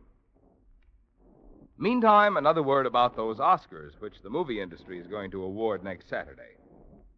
On last week's Whistler, I mentioned that if they gave Oscars for gasoline, Signal would no doubt win the honors for outstanding performance. Well, by the same token, the Oscar for Best Supporting Role would surely go to Signal oil dealers for the many valuable safety services which they offer free. For instance, this month, all Signal service stations throughout the West, from Canada to Mexico, will check your fan belt and radiator hose without charge. The chances are it's been a long time since your radiator hose and fan belt were checked, because most drivers, and most service station operators, too, never give a thought to these two little items until they break down completely and leave you in real trouble. Moreover, if the inspection shows your fan belt or radiator hose to be in dangerous condition, Signal dealers can, in most cases, replace them while you wait. So for your own peace of mind and carefree miles during the months ahead, drop into a Signal station this week for this free Signal safety service. Your friendly Signal dealer will enjoy this opportunity to demonstrate to you the more thorough, more conscientious service cars get at dealer-owned Signal service stations. And now, back to the Whistler.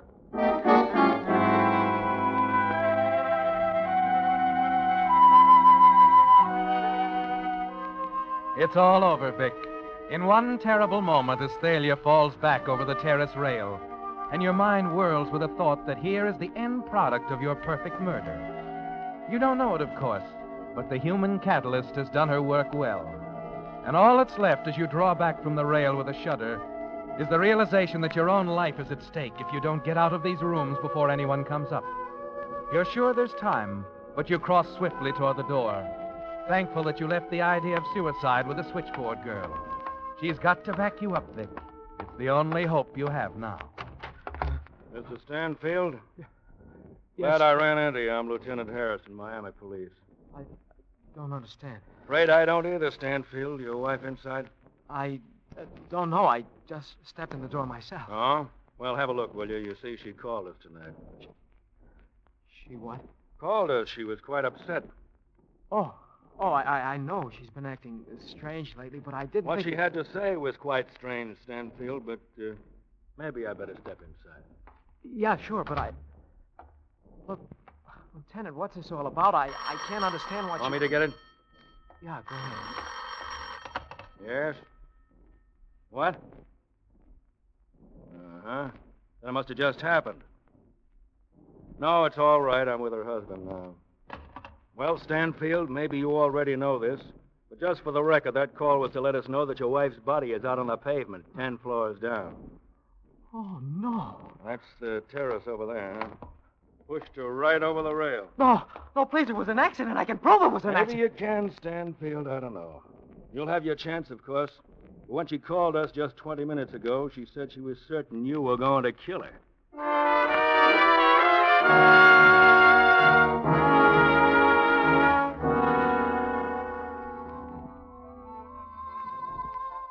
Gee, Arlene, I can't get over it. What What, Orville? The papers today about Vic Stanfield being convicted of murder. The Miami police and that private detective both telling the jury Mrs. Stanfield said she was afraid he was going to kill her. Oh, yes. I wonder why he did such a thing, Orville. I don't know. Only, oh, gosh, the whole thing must have hit you pretty hard, Arlene. I mean, the way you felt about Stanfield. Well, you know, Orville, it was terrible, but as far as anything personal between Vic and me, I guess I was just silly. You see, Orville, there's something you should know. You mean about our going steady again? No. Rodney Maynard and his men of music are coming here next week. Yeah, I know that. Yes, but... Well, Orville, there's something I've never told you about me and Rodney.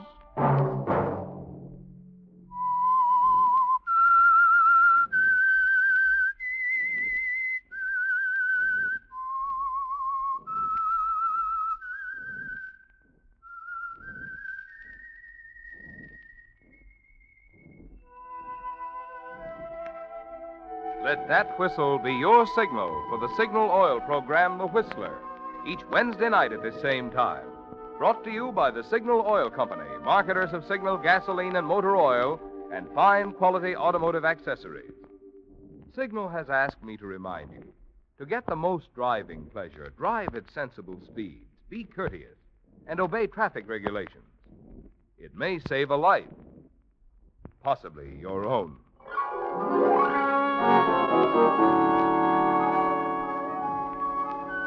Featured in tonight's story were Betty Lou Gerson and Tony Barrett.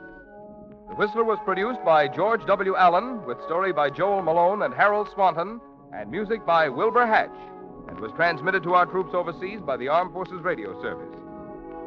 Next Wednesday, for a full hour of mystery over most of these stations, tune in a half hour earlier. Enjoy The Saint as well as The Whistler. This is Marvin Miller speaking. This is CBS, the Columbia Broadcasting System.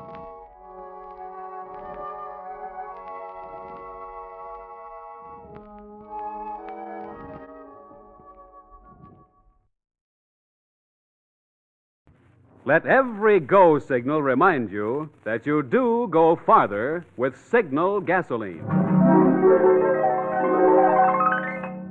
The Signal Oil Program. The Signal Oil Company and your neighborhood signal dealer bring you another curious story by The Whistler. Tonight, The Beloved Fraud.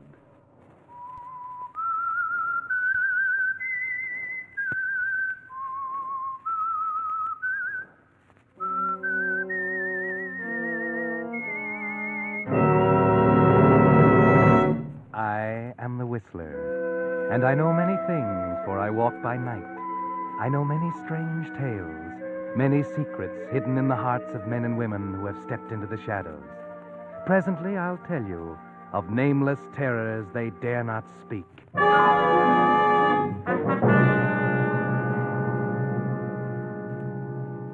In a moment, the Whistler will tell you his gripping story. But first, Signal Oil Company brings you an urgent message from the War Department. Smokeless powder for explosives, thousands of tons of it, are needed daily on the battlefronts. But do you know that 60% of all smokeless powder is made from pulpwood, the same pulpwood used to make paper? That's why Donald Nelson stated, "The most critical raw material problem facing our war effort today is the shortage of all forest products, including pulpwood. It's why everyone on the home front is being asked to help by cutting down on the use and waste of paper. Uncle Sam suggests that you accept items from the store unwrapped whenever possible. Bring back paper bags for reuse and save every newspaper, magazine, carton, and especially brown wrapping paper for the salvage drive.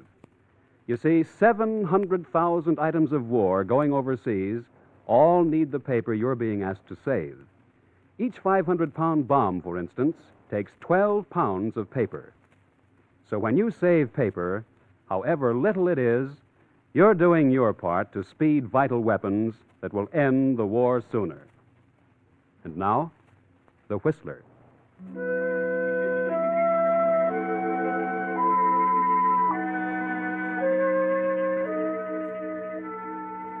bitterness, like wine, matures with age. And high on a dismal and wind-swept hill, on the outskirts of a small New England factory town, sits a house in which bitterness is a living thing, a companionable presence. It's an old house, weather-beaten, run down, with perhaps a touch of its own bitterness, a silent lament for splendor long gone.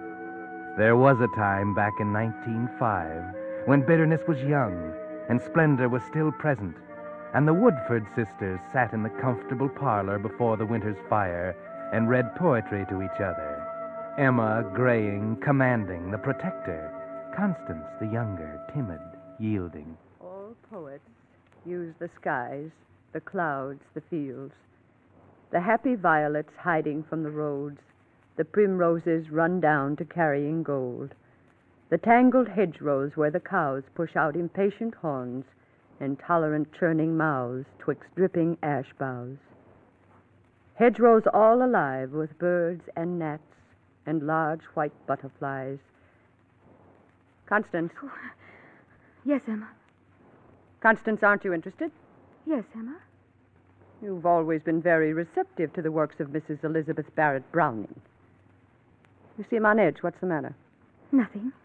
Nothing really, Emma. Well, something's the matter. Don't lie to me, Constance.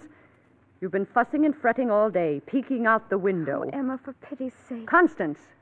I'm sorry, but I was only looking out the window. I thought perhaps Mr. Willoughby might be coming by. He usually passes about this time. And why should you be so interested in the mailman? Were you expecting a letter? You know I'm not. You know how seldom anything comes for me. Only once in a while from Aunt Sarah or somebody like that. Constance, I don't believe you're happy. Happy? I hadn't thought about it. Not that way. I don't know, Emma. After all I've tried to do for you. Yes, I know, Emma. Oh, please don't think me ungrateful. You've been wonderful. I've been a mother to you, Constance, ever since dear Mama left us. I know. And now you tell me you're not happy here. Act bored and fidgety, almost like I was keeping you prisoner. Always wanting to go out. But if only we went out just once in a while. If only for a walk in the village. It's not a fit place for ladies to walk unescorted. No, I suppose not. But we never have anyone to escort us, ever. Unless... Emma, perhaps old Mr. Willoughby would escort us to the village sometime. Constance, have you lost your mind? A postman. But he's a very nice old gentleman. He's the only person I ever see, except Dorothy. And I like him. The only people you ever see. The postman and our housekeeper. And what about me? Oh, you. Of course, you, Emma. I always see you. But you'd rather be with the others. Oh, yes, don't think I don't know how Dorothy brings you tea in your room and sits and talks. A common housekeeper. But she's very nice, Emma. And genteel, too. You said so yourself when you hired her. A good family, you said, not like a servant at all. But she is a servant now, Constance. Our servant. I've heard you laughing when you thought I wasn't around. Well, why shouldn't we laugh a little? Why shouldn't people laugh and have fun? Be happy? Oh, Emma. There. Don't cry, dear. Of course you should be happy. That's what I've tried to do for you. Because I love you, my dear, and because I promised Mama that I'd look after you. Make a home for you. I know. I'm sorry to be so hateful, Emma. You know I appreciate what you've done. Well, let's say no more about this now, dear. You run up to your room and dry your tears. I'll have Dorothy bring up a warm cup of tea. And then you and she can have your talk. You'd probably planned on that anyway. Oh, Emma, don't be angry about Dorothy. It's not that I enjoy her more than you. Honestly, it's just that she tells me things. Things about the outside, the city, the world, people. I like that. You're tired of your home here, aren't you, Constance? No, Emma, I'm not. It's a very nice home, I know that. Only I had hoped that I might see the city, go on a holiday, a little trip or something. But you always say no. Yes, dear, I always say no. And I know what's best for you.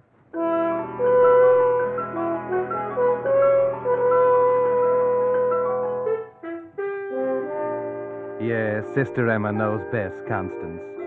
She's always known best. And before her, it was dear Mama whom she adored. You should be grateful to have someone else looking out for you, taking care of you, running your life for you. But you're not, are you, Constance? You're unhappy. Desperately unhappy. Here you are, Miss Constance. Some nice hot tea. Oh, thank you, Dorothy. There, dear. Now you mustn't carry on so. Crying spoils your pretty eyes. Oh, Dorothy, what am I to do? Do? There's precious little you can do with her running you like you didn't have a mind of your own. But I do have a mind of my own. I'm not a child. Of course you're not. You're a grown woman, and you're not getting any younger. If ever you're going to get out of here and find happiness, you'll have to do it soon. I know. Perhaps it's too late now. That's what I keep telling myself. Too late, fiddlesticks. You're only 35. And there are plenty of gentlemen who'd find you very attractive. Do you think so, Dorothy? Do you really think so? Of course I do. If ever she let you go into town by yourself, you'd see. The men would stare. Oh, Dorothy, we shouldn't talk like this. What would Emma say? She'd say it was wicked, no doubt, because she hates men. Why, I don't know. But she's wrong. Why should it be wicked for a woman to want the men to notice her? It's natural. Every woman should have the attentions of a man. Fall in love, get married. Do you really think so, Dorothy? Of course. And you'll find one yet. Don't you worry. Oh, it's not that. I've never thought really and truly about getting married or anything like that. Never seemed that I was meant for anything like that. But just to meet people, other women and men, see something besides the insides of this house. I know, and you shall. Why shouldn't you leave her and live your own life? But she'd never let me do it. She's so strong, and she'd find a way to stop me, to bring me back. Perhaps I can help you. You, Dorothy? Yes, Miss Constance. What you need is a man who will come and take you out of here. Then Emma would have nothing to say about it. But where? Where would I meet a man? No one ever comes here. Perhaps one will, if we work it right. What do you mean, Dorothy? I have a cousin. He's a fine man, a widower, and just the type for you. I'm sure you and he would find each other very interesting. Does he live here, in the village? No, he lives in New York. In New York? The city? Mm-hmm. Oh, but Dorothy, how will I ever meet him? By letter. I'll write and tell him about you, give him your permission to write. You will have many things to say to each other, and perhaps, who knows, what may come of it.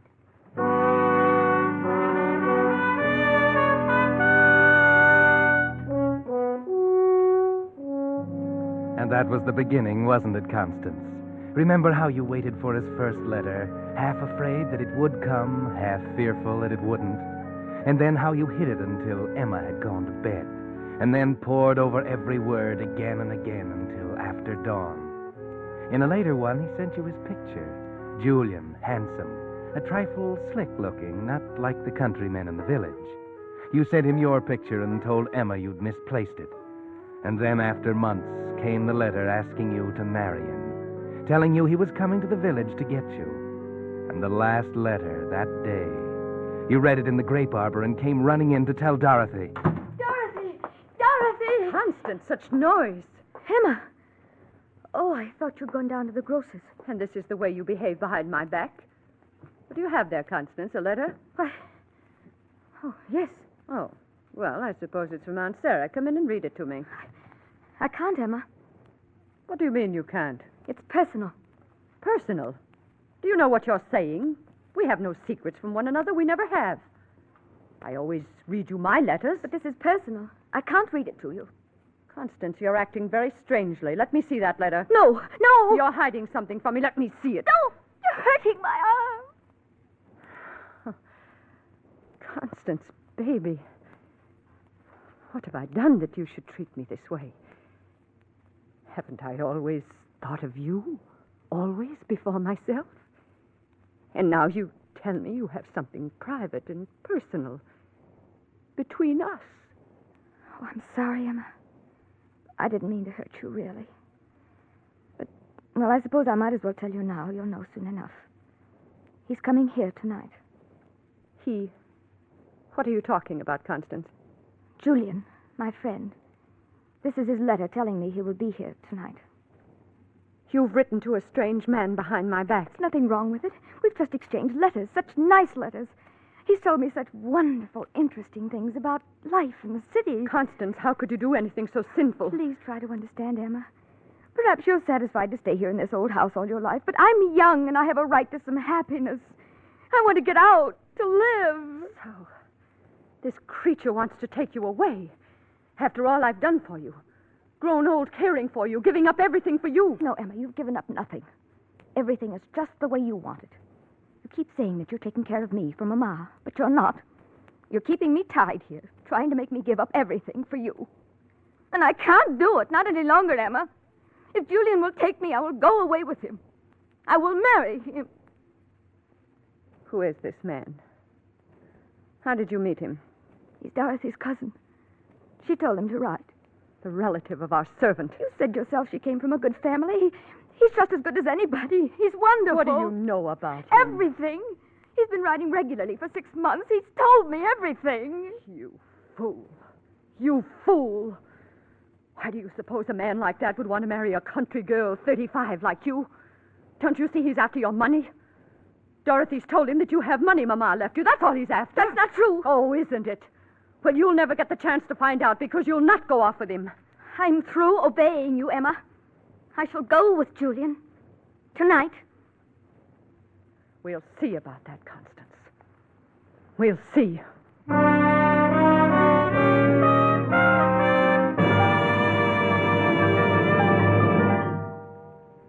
You're listening to The Whistler, brought to you by your friend, the Signal Oil Company, marketers of famous Signal gasoline, your best buy today. Remember to let every go signal remind you do go farther with Signal gasoline.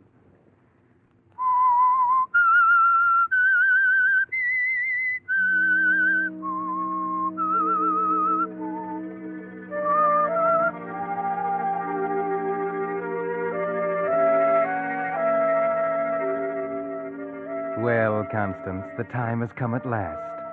Julian will be here soon, and you've told Emma that you're leaving. Can she stop you?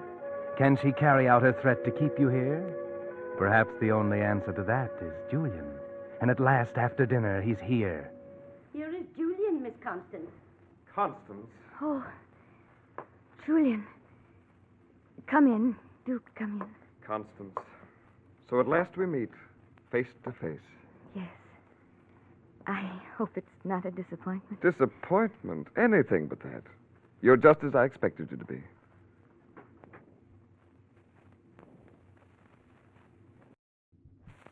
And what about me? Oh, yes. You're just as I expected you'd be. But I interrupted something. You were tending the fire? No, I was burning your letters. Then you've regretted your decision, Constance. No, Julian. Then why? I warned you. It's Emma. She wants to stop us. She's upstairs hunting for these letters now. We shall leave anyway. She can't stop us. But she'll do everything she can. She'll stop at nothing. Some fiendish power I don't understand impels her. Yes, Constance. Go on. Julian. You are Emma? I am Constance's sister.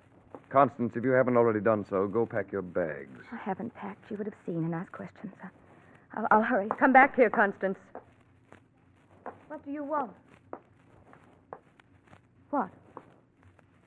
I want to talk to you once more. You must listen to me. This man does not love you, I know. Don't be a fool. Don't risk everything on this sudden wild impulse. Think of me. How lonely I'll be. This man wants your money. And what do you think he'll do with you when he finds you have none? But I do, Emma. Half of what my mom and papa left is mine. Yes, but I have control of it. You don't even know where it's kept. Did you think I would just give it to you? I don't care about the money, and neither does Julian. I'm going to pack. I won't be long. You'll only have to unpack, Constance. Constance and I are to be married, Miss Emma, with or without sisterly approval. I understand that to be your intention. Surely you can have no objection. She's not a child. She's 30. 35. 35. Yes. Constance has never been very practical or serious-minded. When Mama and Papa were killed in a train wreck many years ago, I realized Constance was in my charge, that it was my duty to shield her from the ills of the world. I believe I understood you to say Miss Constance has no control over her money. You understood correctly. Well, I'm not poor. Oh, far from it. But of late I've suffered some reverses, and... Constance will have no money unless I give it to her. You know, I admire a woman like you. I admire your strength, your practicality. Really? And now, Miss Emma, that I've come face to face with you and your sister, it seems to me that you're strikingly the more admirable of the two. Just what are you implying? That perhaps I was being too hasty. Perhaps if I were to think this over... You know, Miss Emma, you too have a right to a man's protection and a man's love. You filthy beast. I've never asked for a man's love or a man's protection, and I never shall. I shall have to advise Constance of this interesting deviation in character and this sudden change of affection. And as for you, leave this house. I shall leave. But Constance comes with me. Now, understand, I have not the slightest interest in your sister, especially now. But just because you're so dead set on keeping her here with you, I'm going to take her with me. Of course, I may drop her like a hot penny in a few weeks, but... Why, Constance, Pigeon, whatever you heard, don't you believe a word of it. I was just teasing your sister here, the old pill. I'm crazy about you, girl. You know that. Don't you come near me. Don't you dare. Why, Constance, after all the sweet, endearing things you said in your letters... Get out of this house! Say, who do you think you're talking to in that tone of voice? You'd better leave. No. No, I think I'll stay and sit a spell. Who's to know there's a gentleman paying a call way out here on the edge of town? Who's to know what's going on out here? Julian, I packed more than clothes in these grips. As you can see, you are not staying in this house. Hey, lady, put down that revolver. Firearms are dangerous things to be handling, especially for a woman. It might go off. You're right. Constance, be careful. Well, turn it in some other direction. I like the way it's facing.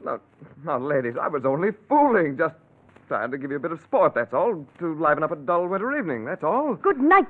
I never saw such people. Talk about your New England hospitality. Must have been invented by somebody who was never in New England. Well, good night, ladies. It's been downright charming. Constance, you were wonderful. I never thought you could be so brave, standing right up to that big bully.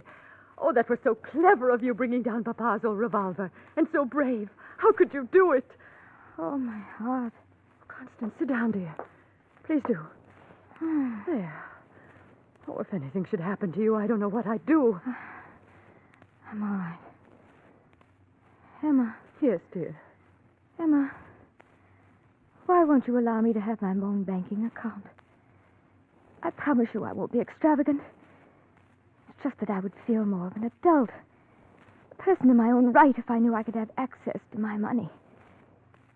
If I did want it. Constance, you were so brave and so forceful. Of course, I shall see that you have access to your money. You saved my life. And you will let me have my own account? The money isn't in the bank, Constance. It's not? No. It's right here. Right in the house. I wouldn't trust the bank. There might be a run on it someday. But Julian might have searched the house. Taken it all. I know. I was frightened to death. Your facing him with the revolver was the only thing that saved us. But I have the money well hidden in a safe behind this picture of dear Mama. And only I know the combination. I never knew there was a safe there. Come, I'll show you.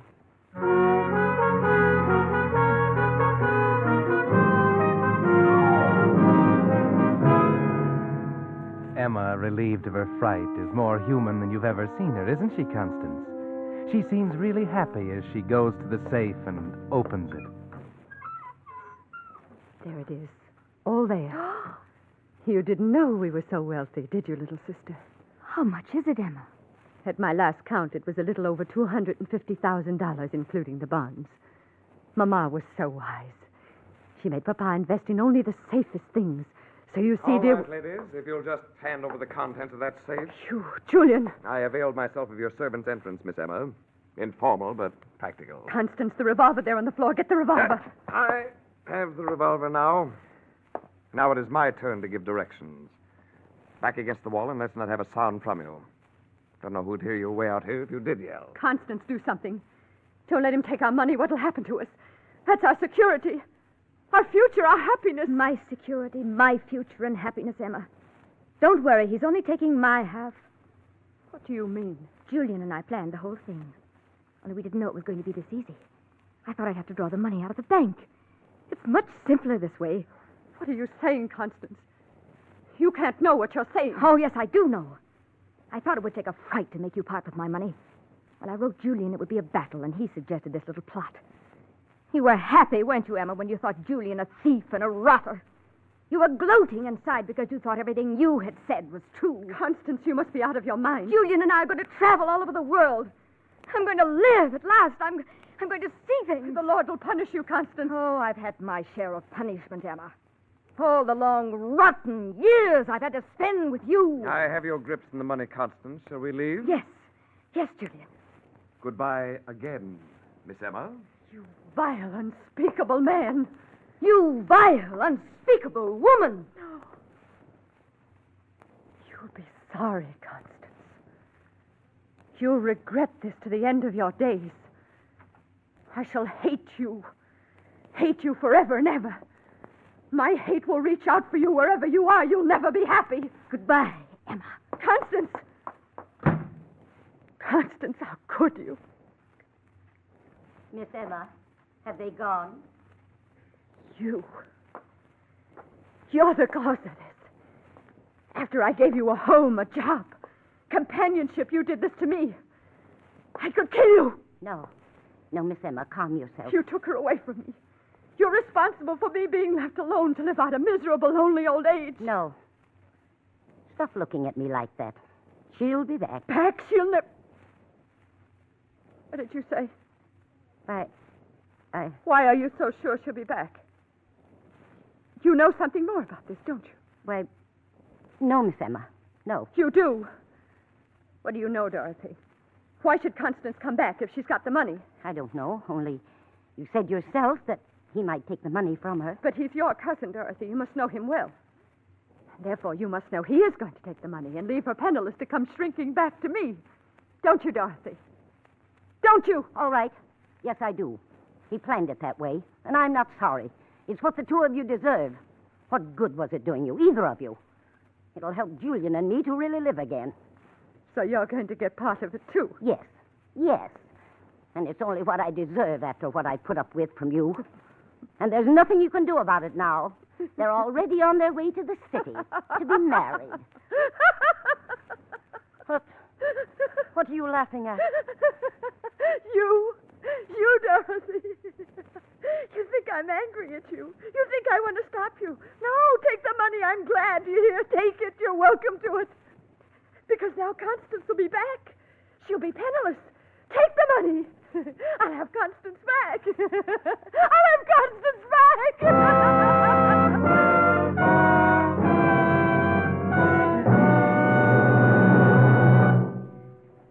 But that's not all of this strange story. In a moment, the Whistler will be back to tell you what really happened. And while we're waiting, here's the modern version of that old story about the lost horseshoe nail. Just one nail. But for lack of it, the shoe was lost. Then the horse, the rider, and as a result, the battle was lost.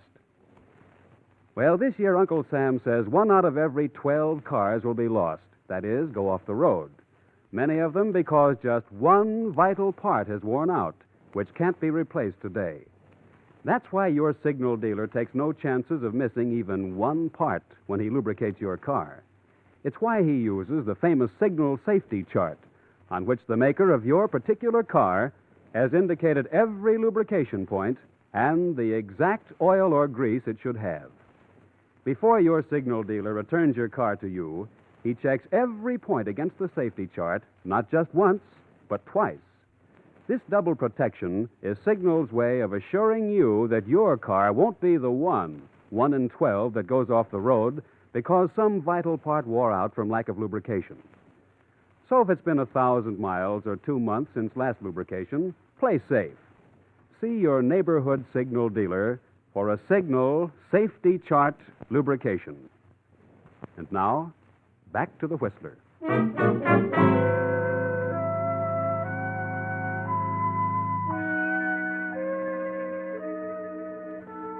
Yes, Emma sat in the lonely old house and waited, nursing her bitterness. And down in the city at a small hotel, Julian stood at the desk, waiting for his bride and her money. Constance was upstairs, dressing for the wedding. It was scheduled to take place at the little church just around the corner within the hour. As the minutes went by and the time grew short, Julian became impatient. He went upstairs to the room looking for Constance. She wasn't there. On the table, he found a note. Dear Julian, I'm sorry to disappoint you, but you see, I knew all along what you really wanted from me. I suppose it was deceitful to let you believe you were succeeding, but I needed your help to gain my freedom. Now that I have it, and the money, I thank you and wish you good luck. Goodbye, Constance. Julian knew what that meant. And after a time, so did Emma, sitting alone in the old house on the hill.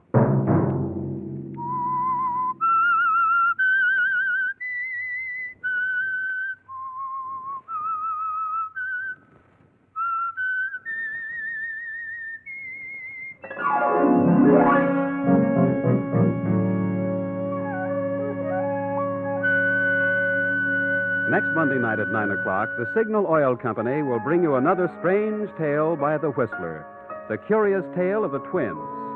The Signal Oil program is broadcast for your entertainment by the Signal Oil Company, makers of Signal's famous Go Farther gasoline and motor oil, and by your neighborhood Signal Oil dealer, who is at your service daily to keep your car running for the duration. The Signal Oil program, produced and directed by George W. Allen, with story by Victor Kushner and music by Wilbur Hatch, is transmitted to our troops overseas by the Armed Forces Radio Service. Bob Anderson speaking for your friend, the Signal Oil Company, and suggesting once again that you let every go signal remind you that you do go farther with Signal gasoline. This is CBS, the Columbia Broadcasting System.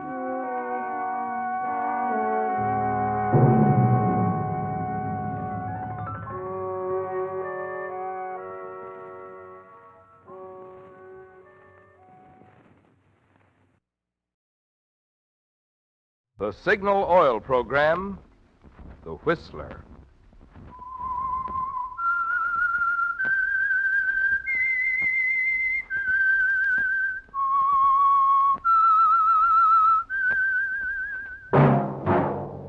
That whistle is your signal for the Signal Oil program, The Whistler.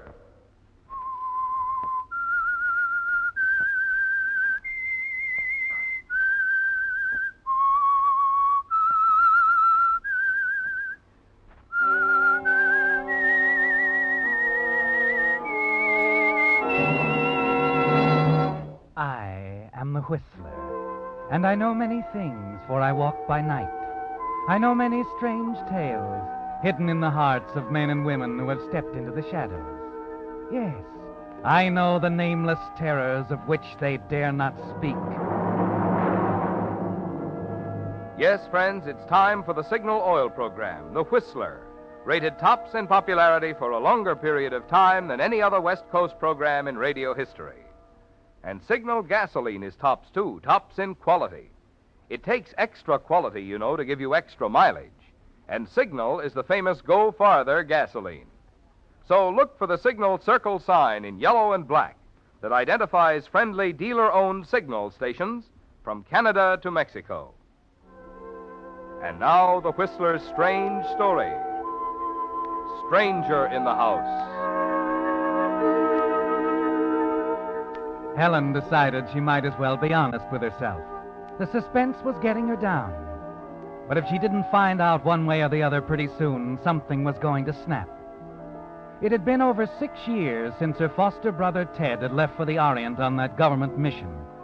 And he was still out there, somewhere between Manila and Shanghai, alive or dead. It was a terrible thing to admit even to herself. But she was even wishing now for any kind of message, even one stating Ted was dead.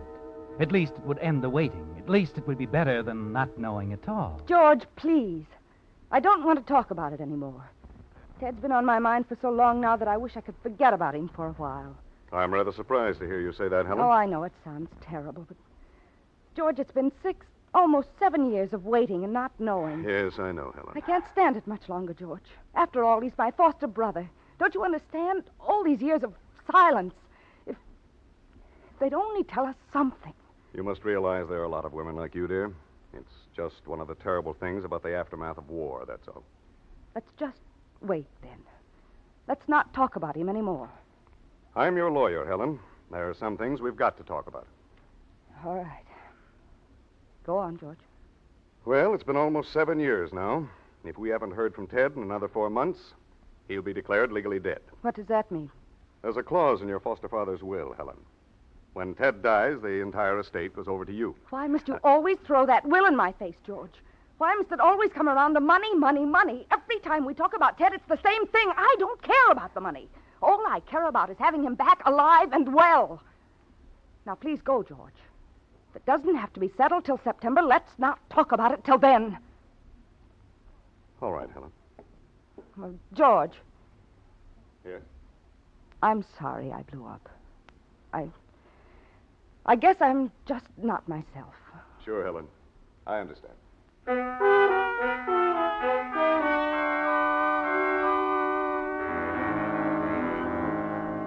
Yes, Helen, the suspense is beginning to tell on you, isn't it? Almost 7 years of it. Just a few letters from Ted early in 1941, telling you of his arrival in Manila. Then silence. No way you could get in touch with him. Nothing you could do but wait. And you're still waiting, rushing out to meet the postman, hoping each day will be the big one. George is more tactful now about the will. He doesn't mention it anymore, and you're very grateful. And then at long last, the suspense is ended. It's not the postman. It's Rhoda, your maid, walking into your bedroom one morning with a cablegram. When did it come, Rhoda? Just this minute, miss. A messenger brought it to the door. Arriving June 4th, Seattle steamer President Jefferson. Love, Ted. At last. Oh, Miss Helen, Mr. Ted coming home at last. Yes. Yes, Rhoda. At last.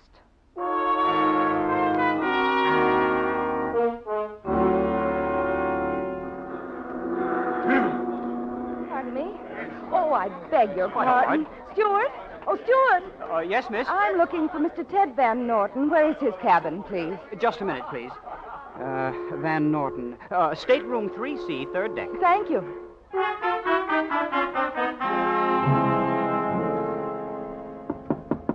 Come in.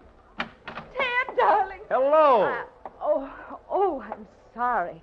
I must have the wrong stateroom. I'm looking for my brother, Ted Van Norton. What's the matter, Helen? Don't you recognize me? What? Who are you? Well, this isn't much of a homecoming after 6 years. Maybe I better introduce myself. The name is Theodore Van Norton. Oh, there must be some mistake. Helen, darling, you're joking. Who are you? Well, I've already told you. I'm your foster brother, Ted Van Norton. You're not Ted. You're an imposter.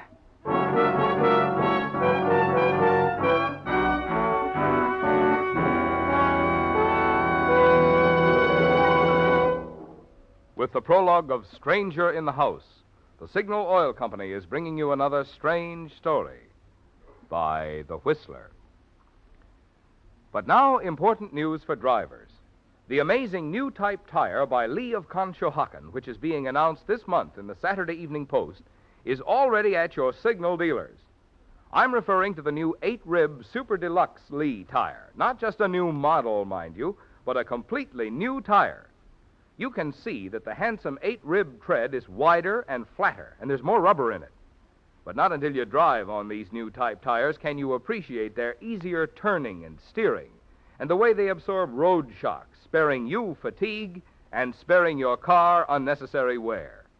In addition, quicker stopping and greater protection against skidding are assured by the 16 cleaning edges on Lee's broad, flat tread. And when it comes to wear, these new Lee Super Deluxe tires are setting records so amazing they're almost unbelievable.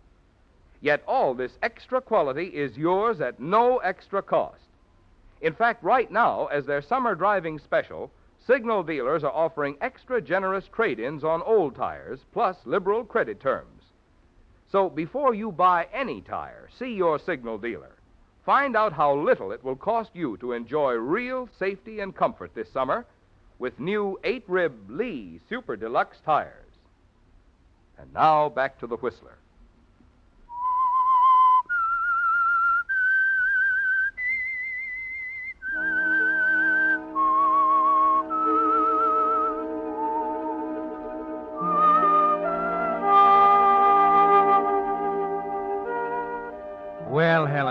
all you can do is stand there in the stateroom and stare at him.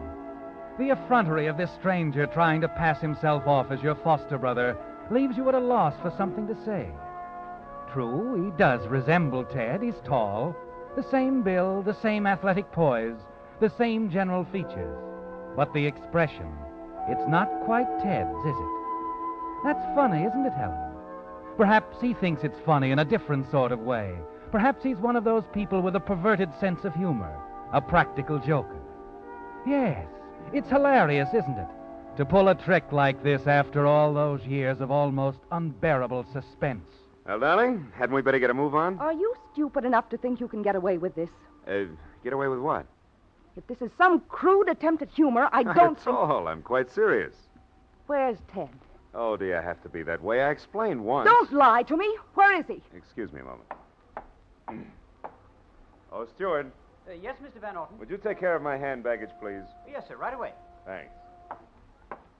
Come on, Helen. Let's go down to the dock. I'll call the purser. Wait a minute. Now, look. See, passport with fingerprints and photograph, birth certificate, State Department credentials, letters from you. They are forgeries. I'm sorry. They're genuine. You're not going home with me. I won't stand for it. Very well, darling. I'll check in at a hotel for the time being. But after all, you can't keep a guy out of his own home, can you?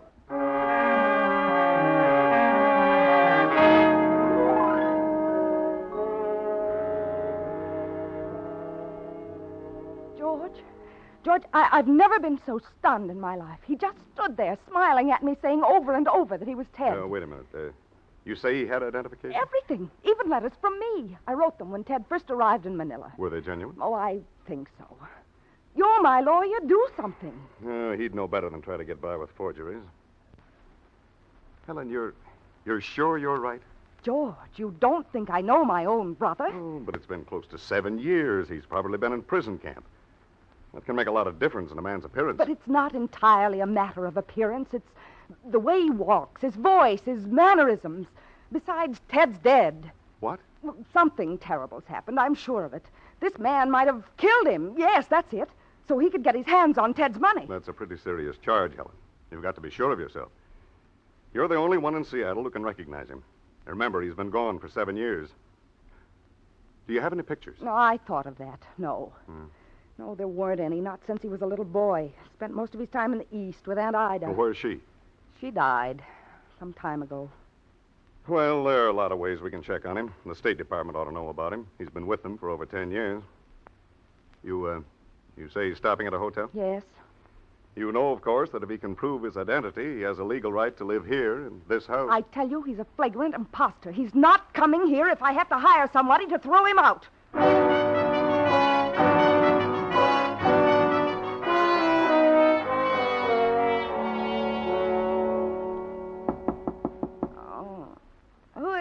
It's Rhoda, miss. Oh, what time is it? After 8. Oh, go away. I'm sleepy. I must see you, miss. All right, Rhoda, come in. Now, what is it? It's that man, Mr. Van Norton. What? Where is he? He's in the guest bathroom, miss. Shaving.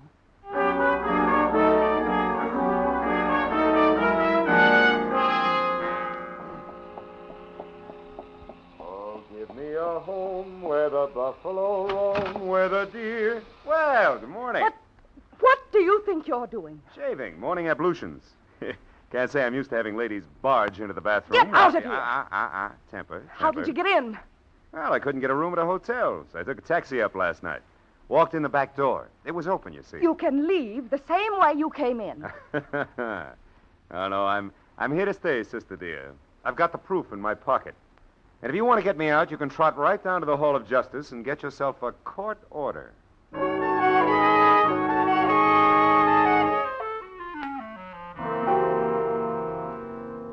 Have some more coffee, Helen. No, thanks. Hot cakes? Mr.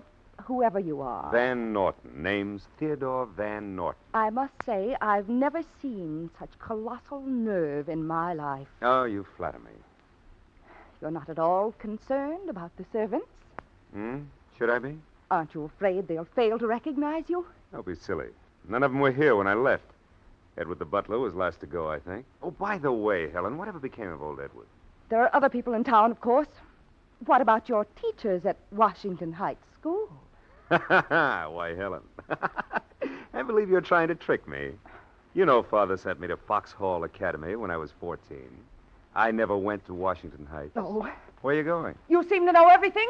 Why don't you tell me that? Helen, we have some talking to do, darling. About the will. Father's estate left all of it to me, you know. Seems to me the executor owes me close to $1 million.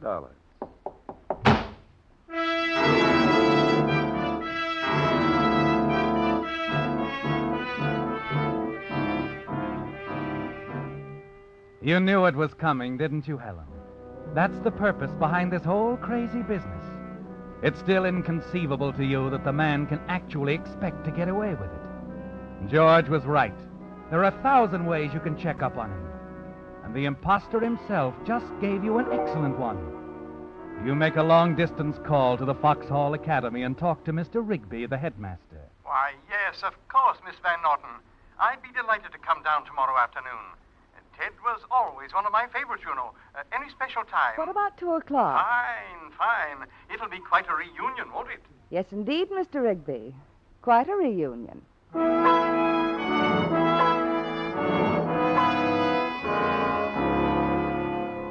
Mr. Rigby, this is George Chadwick, my lawyer. Mr. Chadwick? How do you do, sir? Would you like to wait in the living room, Mr. Rigby? I think Ted's out on the tennis court. We'll call him. Thanks. Come on, George. Excuse us, Mr. Rigby. Of course. Do you still think I don't know my brother? No, I never said that, Helen. I only said 7 years can make a lot of difference. You yourself said his general features were the same. I'm afraid Mr. What's-his-name is going to suffer a little embarrassment. You think Rigby will recognize him? Recognize him as an imposter, if that's what you mean. He knows Ted as well as I do. Uh-huh. What's the matter? I don't know. I had those documents checked, the hospital records in Manila. He was a patient there for... I tell you, he's a fraud. Heaven knows what's happened to Ted or how this crook got hold of his papers, All but right, Helen. You'd better go and call him.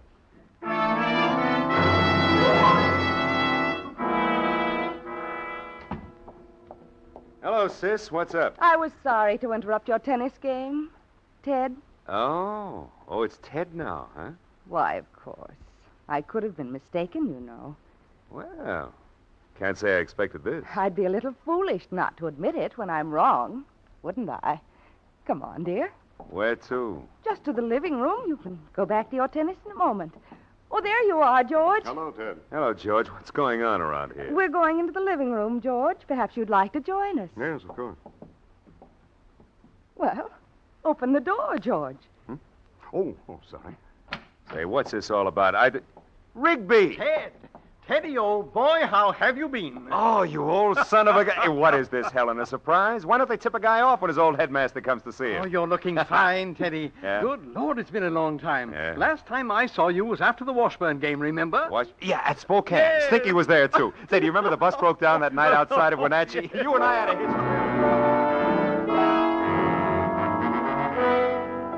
history. You stand there stunned, speechless, just staring at them as they slap each other on the back, forgetting all about you. And George avoids looking at you. He's on their side now, you're sure of it. And worst of all, it's beginning to get you, too. He's not Ted, your foster brother. You know it, you're positive. It's ridiculous to go through all this rigmarole, but it seems to be your word against his proof, doesn't it? But there are still other ways, aren't there? Like another long-distance call, this time to the State Department in Washington, D.C. After being transferred to 4 or 5 different offices, you finally get through to the right It's most man. important that you check this matter thoroughly. I'm positive that the man representing himself as my foster brother is an imposter. You say you were with Mr. Van Norton when he filed his original application here in 1938? Yes. I saw him attach his photograph and fix his fingerprints. I simply want to see that application. I'll forward the file to our Seattle representative. You can check it there. Will that be satisfactory? Quite satisfactory, thank you.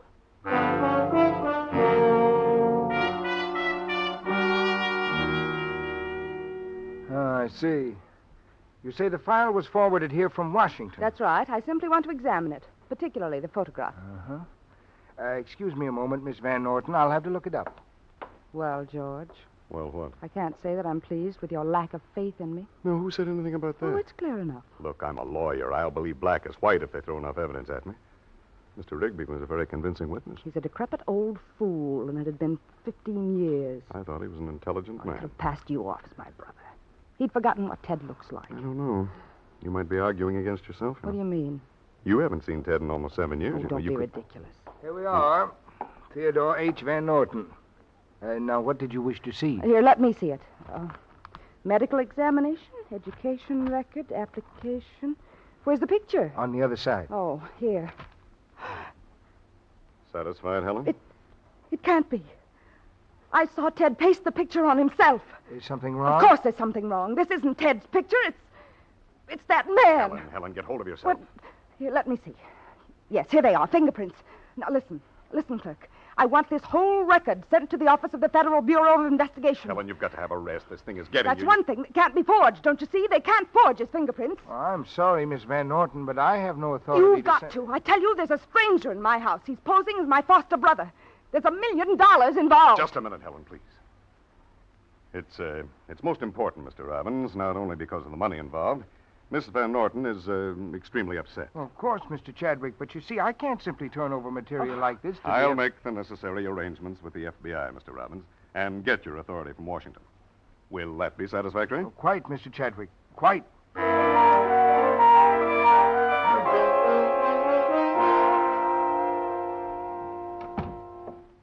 Hello, Ted. Well, Helen, I began to wonder where you were all afternoon. Oh, downtown shopping. The stores are frightful these days. Indeed they are. You reading? Yeah. How's Dick Tracy? No, haven't checked him today. It's funny. You used to read Dick Tracy before you even looked at the headlines. I guess a guy gets a little serious after all those years overseas. Prison camp, hospital. Yes, I suppose so. You're looking calmer today. Finally decide on the real thing? I want you to forgive me, Ted. It's so unbelievable that I don't quite trust my senses anymore. Sure. You're a good kid, Helen. I don't blame you. Will you drink on it? Why not? What'll it be? Bourbon and soda. Oh, you're a man after my own heart. You know, I'm kind of surprised. I thought you'd be a tougher nut to crack. Oh? You expected me to be suspicious? Well, after that episode on the boat, I expected anything. Oh. Here you are. Thanks. What'll we drink to? To us, of course. All right. To us.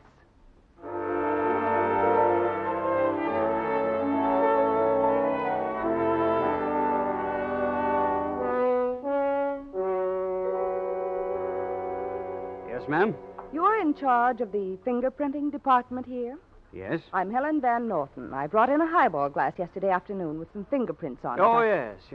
That's the one you wanted us to check against the prints on the State Department application file. That's right. Where did you get that glass? A man is posing as my brother, staying at my house. They're his fingerprints. You're sure of the prints on the application? What do you mean? Are you sure they're the bona fide prints of your brother? Of course. I was with him in Washington when he completed the application in 1938. I saw him put the prints on it. I see. Well, that ought to settle it once and for all. What do you mean? The man at your house is your brother, Miss Van Norton. The prints are identical. It can't be. It can't. We wouldn't commit ourselves if we weren't positive. I see. Of course. Oh, thank you.